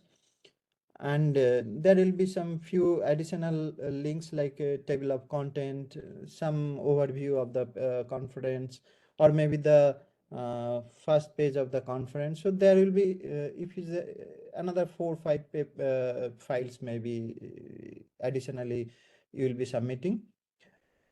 So in all these files, it has to be put into a single folder. That is, say if you have 100 papers are there and 5 additional files, so all 105 PDF files has to be put into a local drive. It is not a shared drive or a drive over the net in your local PC. And all these 105 files should be in a single folder. It should not be subdivided, that this is this particular track, that particular track. No, not like that. All will be together. And all the file names you can use only alphanumeric, uppercase and lowercase. That means A to Z, uppercase, lowercase, and 0 to 9. These are the numbers, and dash and underscore. These are the characters that you can use. No special characters and no space in the file name. If you are having this special character and space, so it will not upload. So that is the problem, it will get stuck. And you have to extract, as I told, e-copyright forms from your paper handling portal and keep handy with you. If sometime IEEE asks, so you have to submit those things again. But generally, you need not submit those copyright form along with the package list. And your letter of acquisition, that means when your conference get approved, you get a letter from IEEE, so that you keep handy when you are about to submit this package. So for that, to generate that package list, you have to go to this link, and there is a downloadable file. So once you download, these 3 files will get downloaded. These are some guide how to generate whatever I am talking. All these things will be there. If you have the patience, you can go through clear, and it is very clearly written what you should do and what you should not. So here you have to, this is the main file, executable file that generates that package list.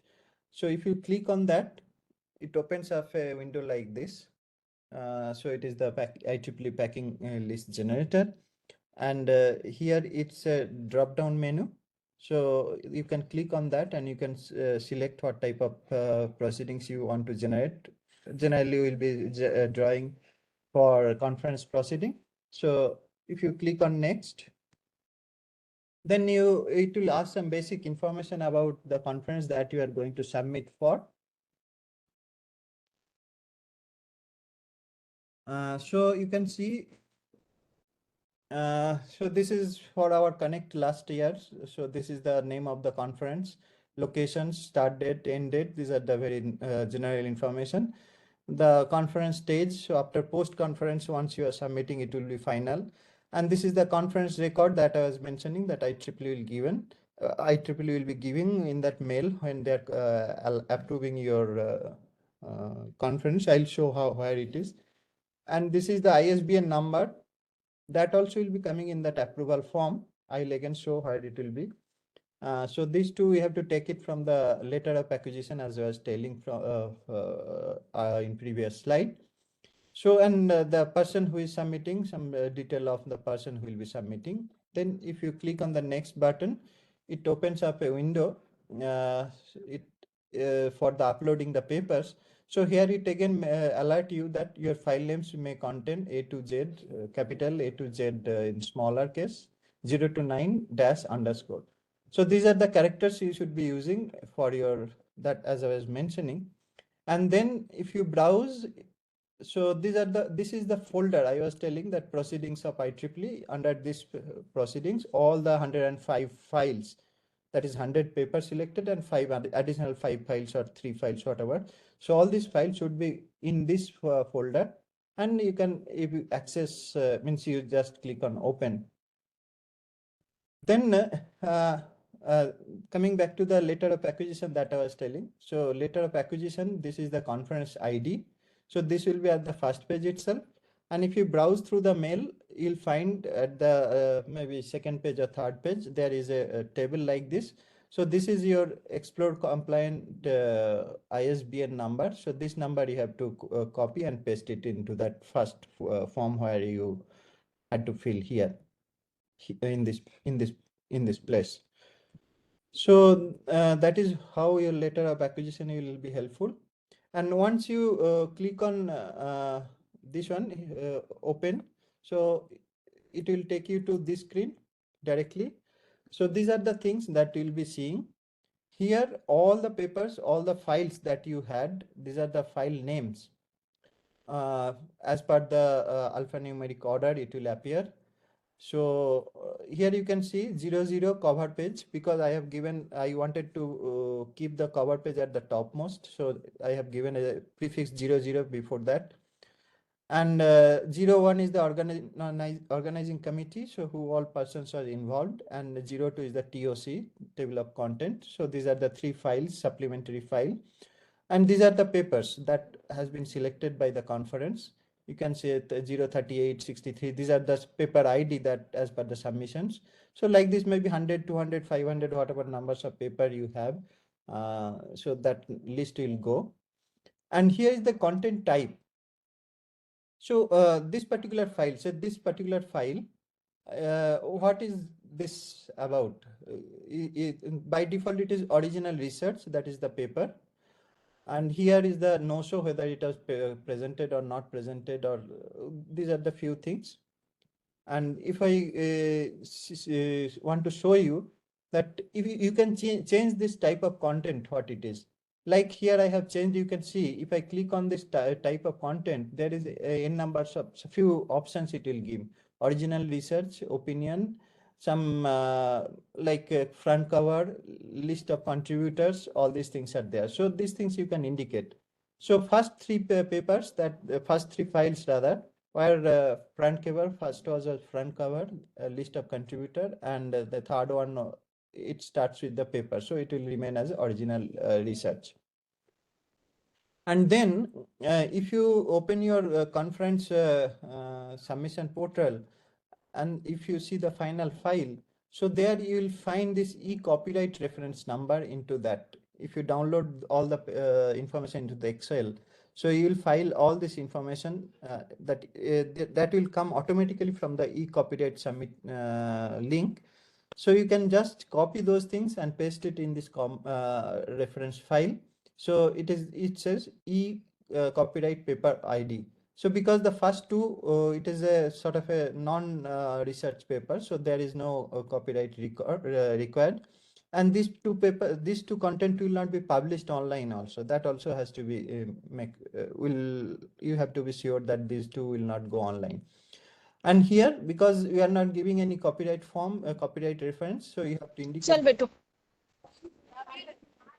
So you have to indicate that for this copyright is not required. So no, and all original papers will have yes.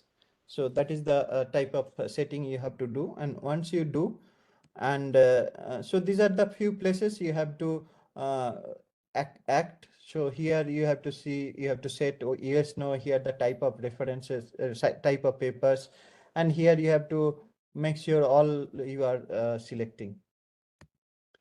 And moment you post that, if you click on save packing list, so it will give you another message that a few places you have selected no copyright requirements, so like no.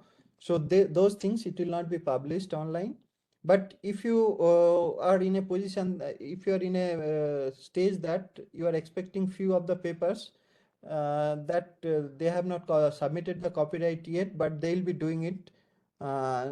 So they are suggesting that you better wait for that to be completed, because once you submit this one and it is published online, nothing can be changed. So if you have something pending with respect to copyright or something like that, better to wait to complete that process, then only submit this one. It cannot be changed post submission of these files to IEEE. So then if you save, if you go ahead, if you are all okay, so you will click on save, then it will generate a notepad text file. So that looks like this. So these are the on which you have generated, which software you have used for generating this. This is the submission of the detail of the person who is submitting, and this is the conference detail, and this is the final with the conference ID. This is the ISBN number, and this is the list of document that you have uploaded. So this, you can see, first one is the conference cover page, organizing committee. So these things will not have any copyright information, but all others, these are the copyright information, and these are the YUI means it is conference means copyright is submitted, and these are the original researches. So this is how the final file that has to be submitted will look like, that notepad file, text file.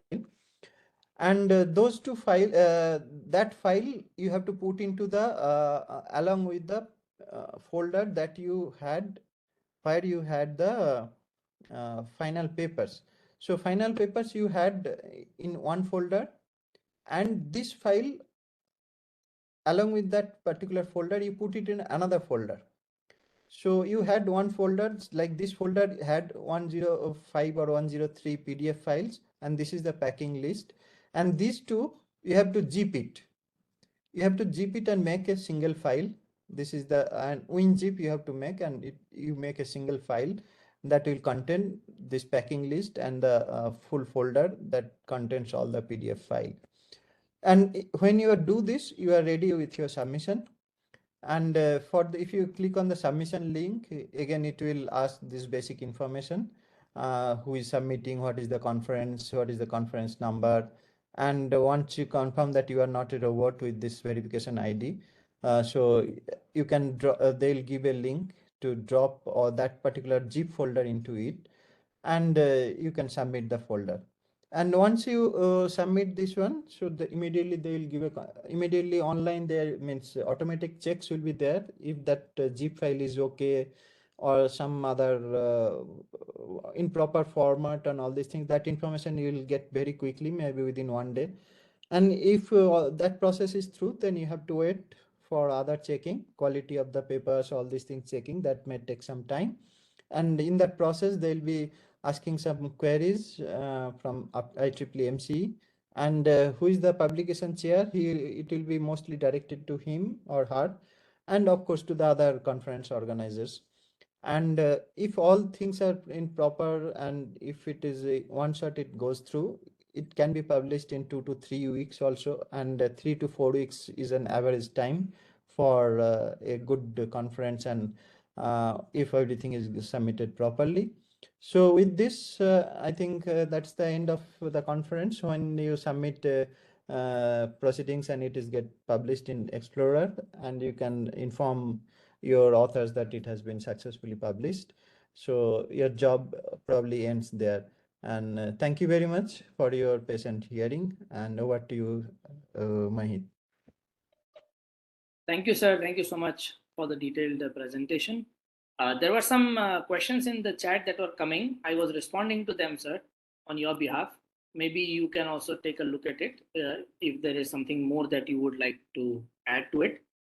And meanwhile, you look at the chat. I request participants, first of all, thank you for attending this session. Thank you for staying with us for so long. We need to take a photo with all of you. I request, all of you to switch on the camera so that we can quickly capture this moment. And while people switch on the camera, just to let you know that we will start processing the data of participation of all the people who have attended the session today. And we will ensure that the certificates of this are sent out to you by this particular month end. That means before June 30th, we will send you the certificate so that you can utilize it if you are planning for some conferences. Please remember that this certificate you will have to upload to the portal which Kiran was showing. Without you uploading the certificate, the conference will not be approved by IEEE Bangalore section. So waiting for another 1 minute for requesting everyone to quickly turn on your cameras so that I can quickly check. And okay, Mr. Rajesh, can you stop sharing the screen? You started sharing the screen. Yeah. All right.